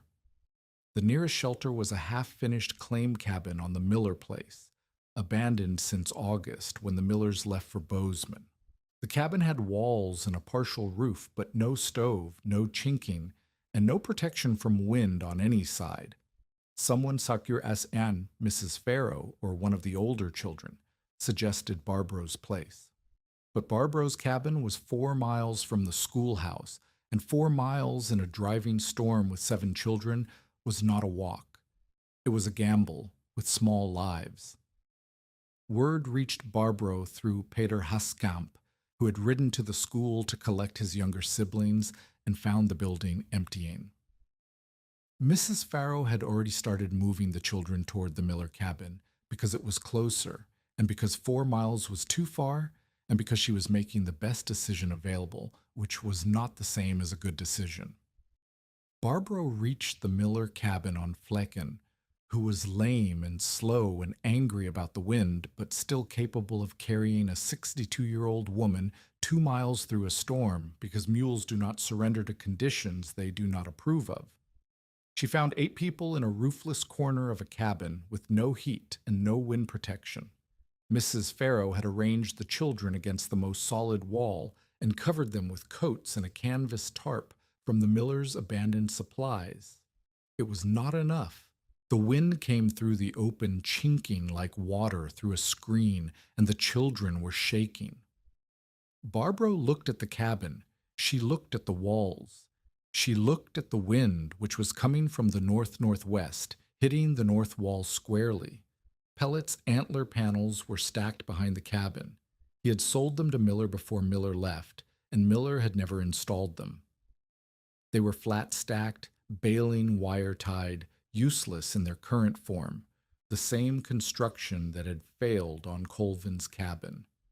Pellet had not taught the method because Pellet did not know the method. He knew the product. He did not know the principle.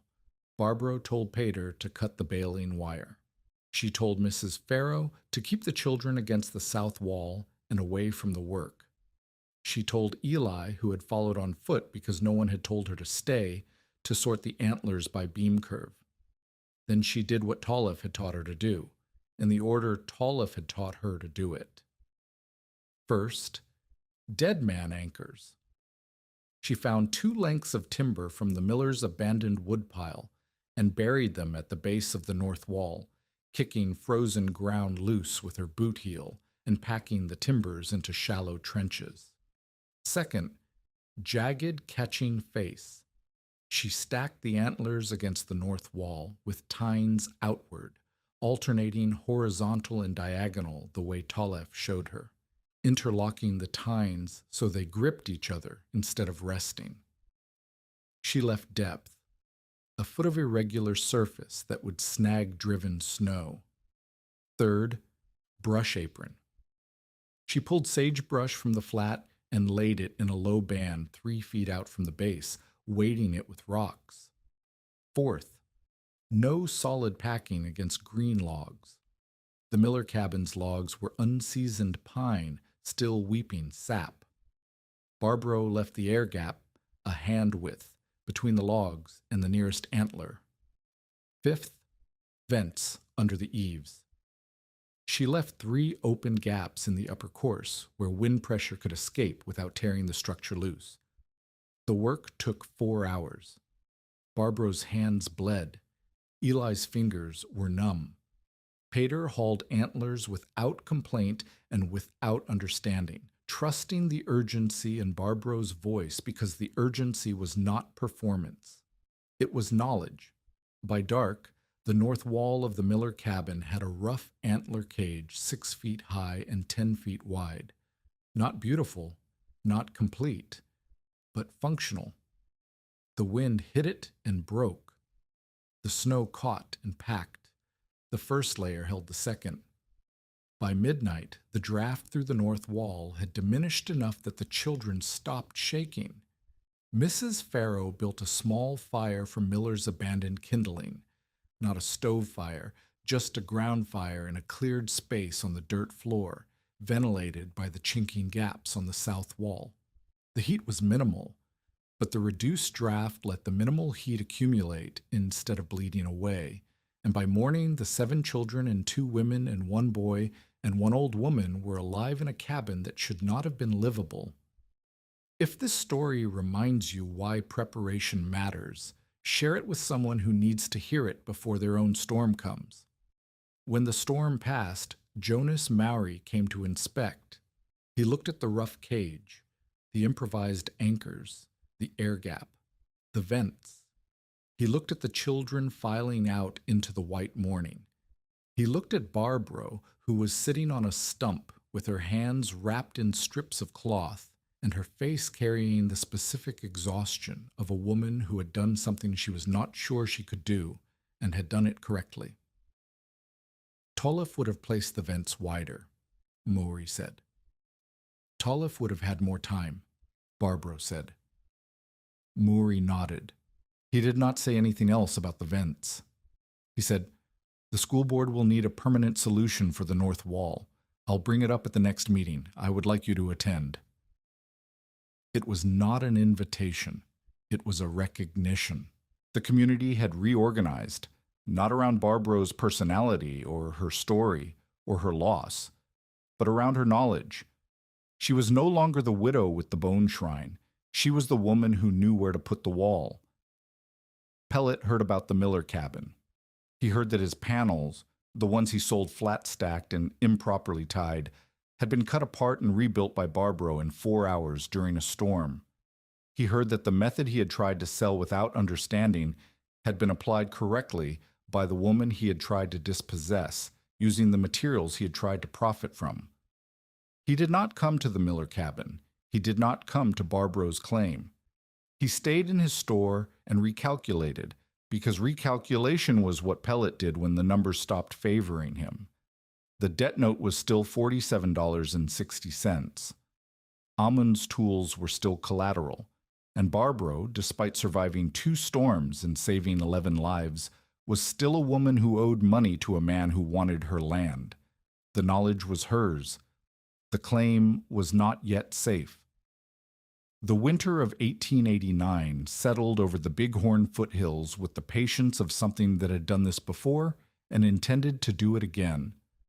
Snow came in waves, 3 days of storm, 2 days of brittle cold, one day of pale sun, then another wave. The pattern repeated through November and December like a pulse, and the foothills learned to breathe with it. Barbro's cabin became a waypoint, not by design and not by announcement, but by the simple arithmetic of geography and reputation.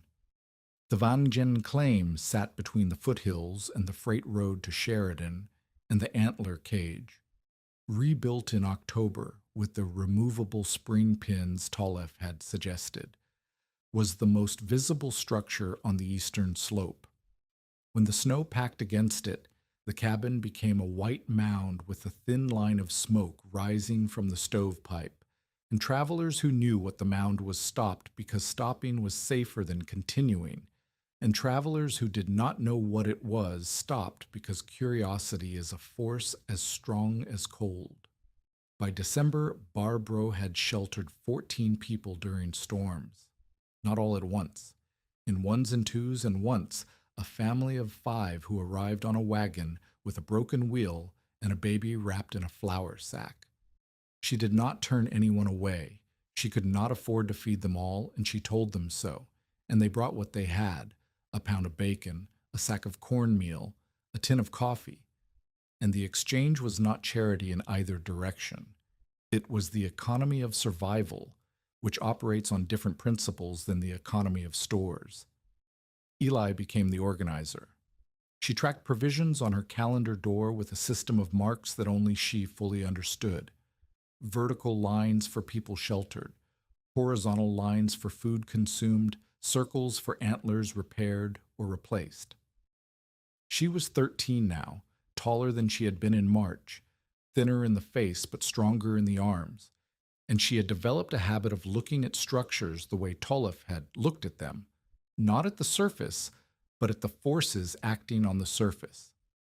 She drew wind maps. Barbro did not teach her this. Tollef's notebook taught her, or rather the principle behind the notebook taught her, that wind was not invisible chaos, but a system that could be read if you watched long enough. Eli would stand outside a cabin before a build and hold her hand in the air, palm flat, fingers spread, rotating slowly until she felt the direction and strength of the prevailing wind.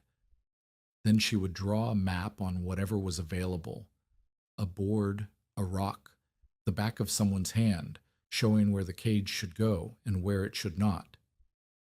Jonas Maury saw her do this at the Lundgren cabin in November and stopped what he was doing to watch.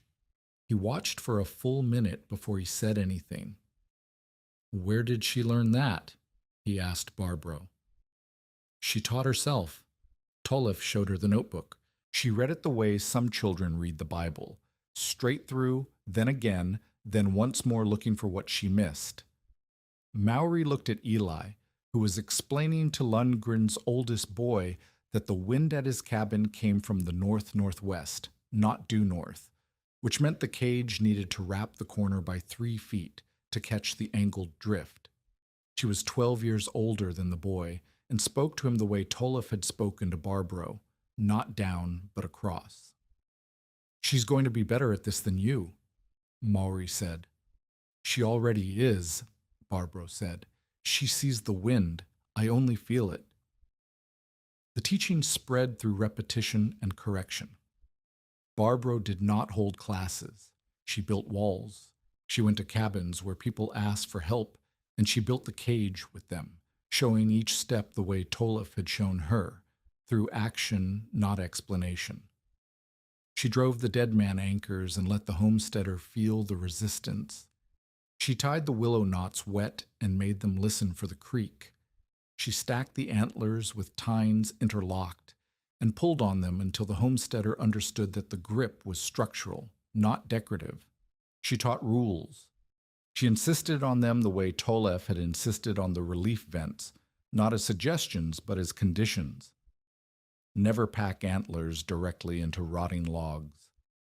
The moisture will destroy the wood faster than the cold would have. Leave an air gap until first freeze. The gap prevents rot. Once the snow packs and freezes, the gap fills from the outside in, and the insulation becomes continuous. Anchor the base or the wall becomes a sail. A catching wall without dead man timbers is a hazard, not a shelter. The wind will tear it loose, and the loose cage will damage the cabin it was meant to protect. Build only on windward sides unless drainage is solved. A catching wall on a south face traps snow that melts in the sun and pools against the sill. Unless a drainage trench is dug and maintained, the meltwater will undermine the foundation. Remove or loosen sections during spring thaw. A winter wall is a winter structure. It must come down when the snow softens, or the trapped moisture will do in April what the cold could not do in January. Nell Haskamp learned the rules and applied them to her own lean-to. Her north wall, sawed on timber, received a catching cage in October that was thinner than Barbro's but properly anchored and properly ventilated. Nell's children helped build it, and the two oldest learned the knots well enough to teach the younger ones, which meant the knowledge had passed through 3 hands in a single season. Tollef to Barbro, to Nell's children, and each pair of hands had shaped it slightly differently without breaking it. Maury brought carpentry to the method.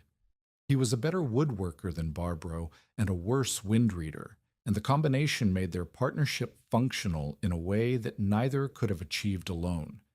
He designed proper deadman anchors using squared timber instead of rough cottonwood, with notched joints that locked under downward pressure and could not be lifted by upward force.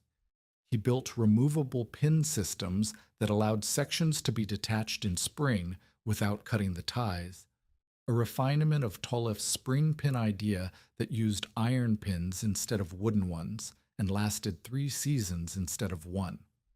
Barbro supplied the placement. She told Maury where the cage should go, how deep, how high, how jagged.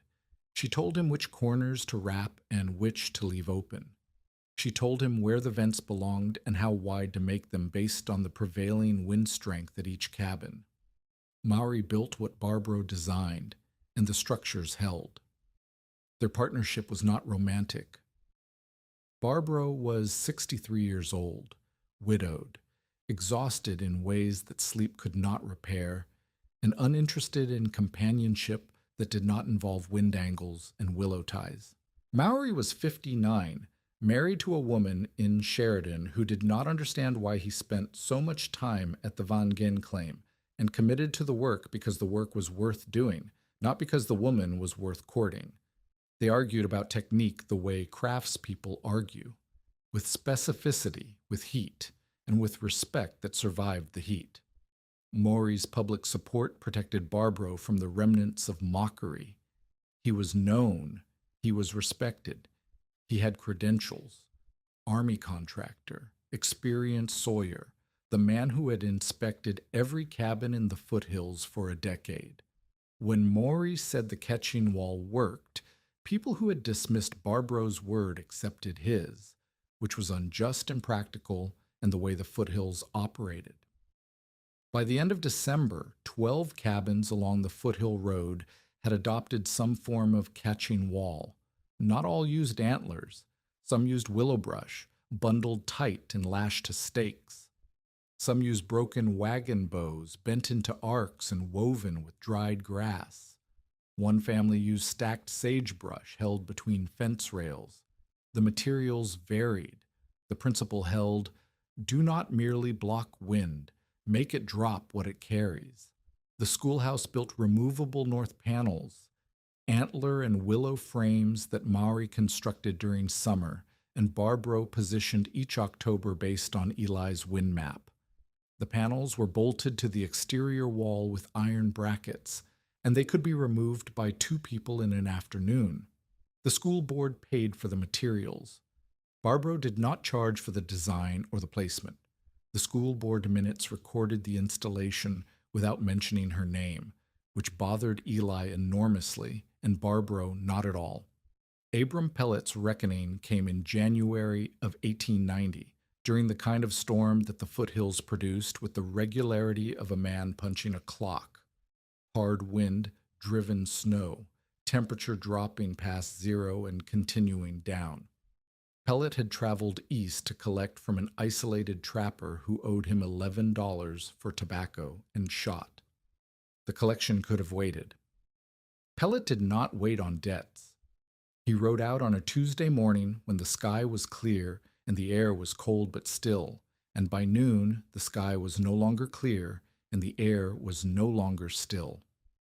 His horse broke a trace 2 miles from Barbro's claim. The leather snapped in the cold, frozen, stiff, brittle, unable to flex when the horse stumbled on a buried rock. Pellet could not repair it with bare hands in a driving wind, and he could not ride a horse with a broken trace because the harness pulled sideways and the horse fought it. He walked. He walked toward the only structure he knew he could find in a whiteout, which was the white mound on the Vangen claim, because the antler cage packed with snow was the most visible landmark in the foothills during a storm, the same landmark that had guided Nell and Marta to safety a year earlier. He arrived at the cabin door at dusk, half frozen, his right hand white at the fingertips, his coat packed with snow, his dignity abandoned somewhere on the freight road between his pride and the temperature. 3 families were already inside. The Lundgrens, whose cabin was being re-chinked and was temporarily unlivable. Nell Haskamp and her 2 youngest sheltering as a precaution, because Nell now trusted Barbro's walls more than her own. And a cattle hand named Oren, who had been checking fence when the storm hit and had followed the white mound the way a ship follows a lighthouse. The cabin was 14 by 18 feet. It held 11 people before Pellet arrived. It held 12 after. Barbro opened the door. She looked at Pellet.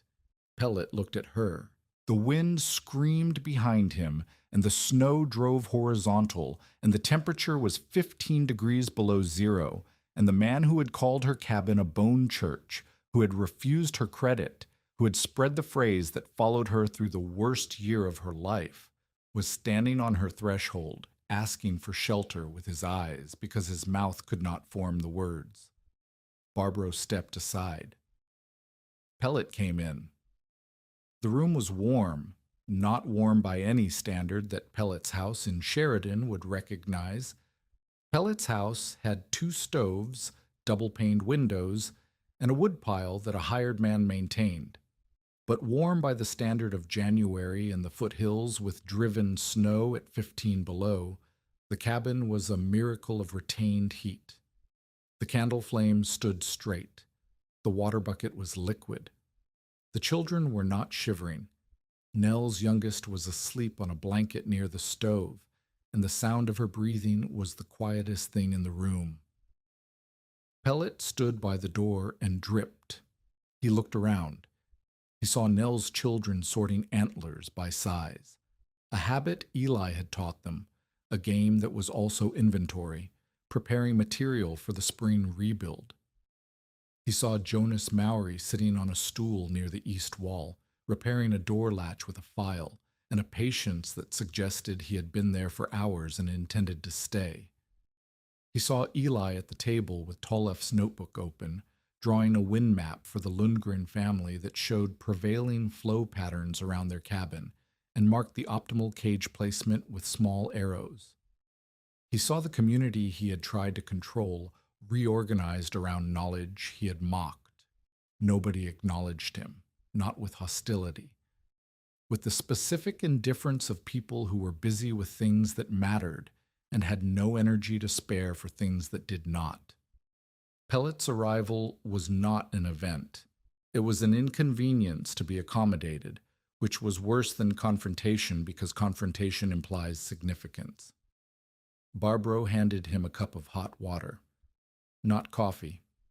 Coffee was rationed, and 12 people had been drinking from the same tin all day. Hot water. Pellet took it and drank. His frozen hand shook against the tin cup, and the shaking was the loudest sound he made. He sat against the south wall, which was the only wall with space, and the south wall was the only wall without an antler cage, and Pellet sat against it and felt the draft that came through the chinking gaps on the unprotected side, while 11 other people sat in the warmth of the walls that bone and snow had made. The storm lasted through the night. Pellet did not sleep. He watched the cabin the way a man watches a machine he does not understand, with suspicion, with reluctance, and with the slow recognition that the machine was doing what the machine was built to do and doing it well. In the morning, when the wind dropped, Pellet stood and brushed himself off and said, "I will cancel $10 of the debt for the shelter." Barbara was at the stove, feeding it the first measured sticks of the day. She did not turn around. "Shelter is not for sale during a storm," she said. The room was quiet. Maury looked up from the latch. Nell looked at her hands. Eli closed the notebook. "The debt is $47.60, Pellet said. "I'm offering $6. "I heard what you're offering," Barbara said. She turned. "You may leave when the weather allows. The debt stands as it stands. The shelter was not a transaction." Pellet left 2 hours later when the wind was low enough to walk. He said nothing to anyone on his way out. Maury watched him go and said nothing either, but his face held the expression of a man who had witnessed something settle that had been unsettled for a long time. The debt resolved in February. Jonas Maury and Nell Haskamp accompanied Barbro to Pellet's store in Sheridan. The visit was not secret. 3 other homesteaders were present, and a deputy Alpersai, not Rusk, who had been reassigned Abbé de Benaz, stood near the counter because Nell had suggested his presence in the way that Nell suggested things, which was firmly and without offering alternatives. Pellet stood behind his counter with Amun's draw knife on the shelf behind him, where it had sat since the day Barbro offered it as partial payment. The debt was $47.60.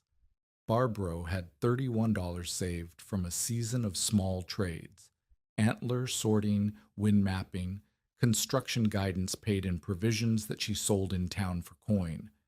The remainder, $16.60, was the gap. Maury placed $16 on the counter. He did not explain where the money came from. Barbro did not ask. She added her 31. The total was $47. The 60 cents remained. Pellet counted the money twice. He looked at Barbro. He looked at Maury. He looked at Nell, whose presence was not negotiable and whose expression said so. "The account is 60 cents short," Pellet said. "The account has been held over a dead man's tools for 2 years," Nell said. "You have charged no interest because you expected to collect the land instead. You have the money. Close the book." Pellet closed the book. He signed the debt note paid. He handed the paper to Barbro, who folded it and put it in her apron pocket beside the account paper Rusk had delivered at Amun's grave, which she still carried because some debts need to be felt even after they are settled. The draw knife stayed on Pellet's shelf. Barbro turned to leave. "Wait," Pellet said. He reached behind him and took the draw knife down. He held it for a moment. The ash handle darkened by Amun's hands, the blade still holding its edge. He set it on the counter and pushed it toward Barbro. He could not meet her eyes. "It was collateral," he said. "The account is closed. The collateral returns." Barbro picked up the draw knife. She held it the way she held Tolef's fencing knife, with the weight of the tool and the weight of the hands that had used it before her. She put it in her coat and left the store. Pellet was not redeemed. He was not converted.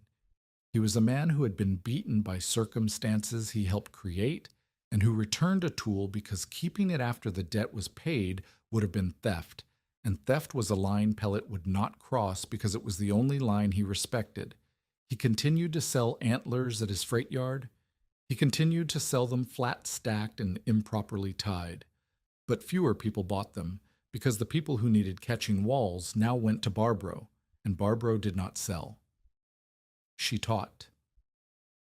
The years compress the way years do when the crisis is past and the labor becomes rhythm. Barbro proved up the claim in the spring of 1890. The patent came through in June, signed and sealed, and Eli pinned it to the wall beside Tollef's wind sketch of the cabin. The paper meant the land was Barbro's, not Amon's, not the government's, not vulnerable to pellets calculations.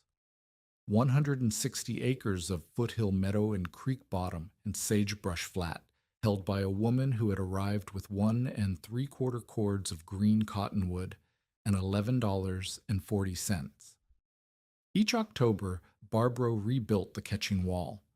Each March, she took it down. The spring pins Tollef designed, refined by Maori into iron, allowed the sections to separate cleanly, and the antlers were stacked behind the cabin like cordwood until autumn. The ritual became seasonal, as predictable as the snow itself, and neighbors who had once stopped to stare now stopped to help, because helping was faster than watching, and the foothills had learned that Barbro's methods were worth learning. Eli married a blacksmith's son named Peter Solheim, not Peter Haskamp, who had grown into a cattle hand and moved south, but a different Peter, from a family near Buffalo, who had heard about the catching walls and came to see them and stayed because the blacksmith's son saw something in Eli that had nothing to do with antlers and everything to do with the way she stood in the wind and read it. They built a cabin 1/4 mile from Barbro's on the same claim, and Eli's cabin had a catching wall from its first October. The wall was better than Barbro's, tighter knots, cleaner lines, a drainage trench that Eli designed based on Tollef's sketches and her own observation of spring melt patterns. Barbro inspected it and found nothing to correct, which she reported to Maury with an expression that was not quite pride and not quite sadness, but lived in the country between the two. Barbro's hands slowed. Her shoulders, which had carried elk antlers and dragged travois loads and held a rope in a blizzard, settled lower each year, and the work she could do narrowed from building to advising. She sat outside the cabin in the autumn sun and watched Eli's children sort antlers by beam curve and tine spread. The same grading system Eli had invented at 12 now passed to a generation that did not remember Tollef and did not remember the first storm and did not remember the phrase bone shrine, because the phrase had been replaced by the word fangstveg, which Tollef had written in his notebook and Barbro had spoken aloud and Eli had taught to anyone who asked. Catching wall. The wind was carrying more than cold, and the wall knew how to hold it.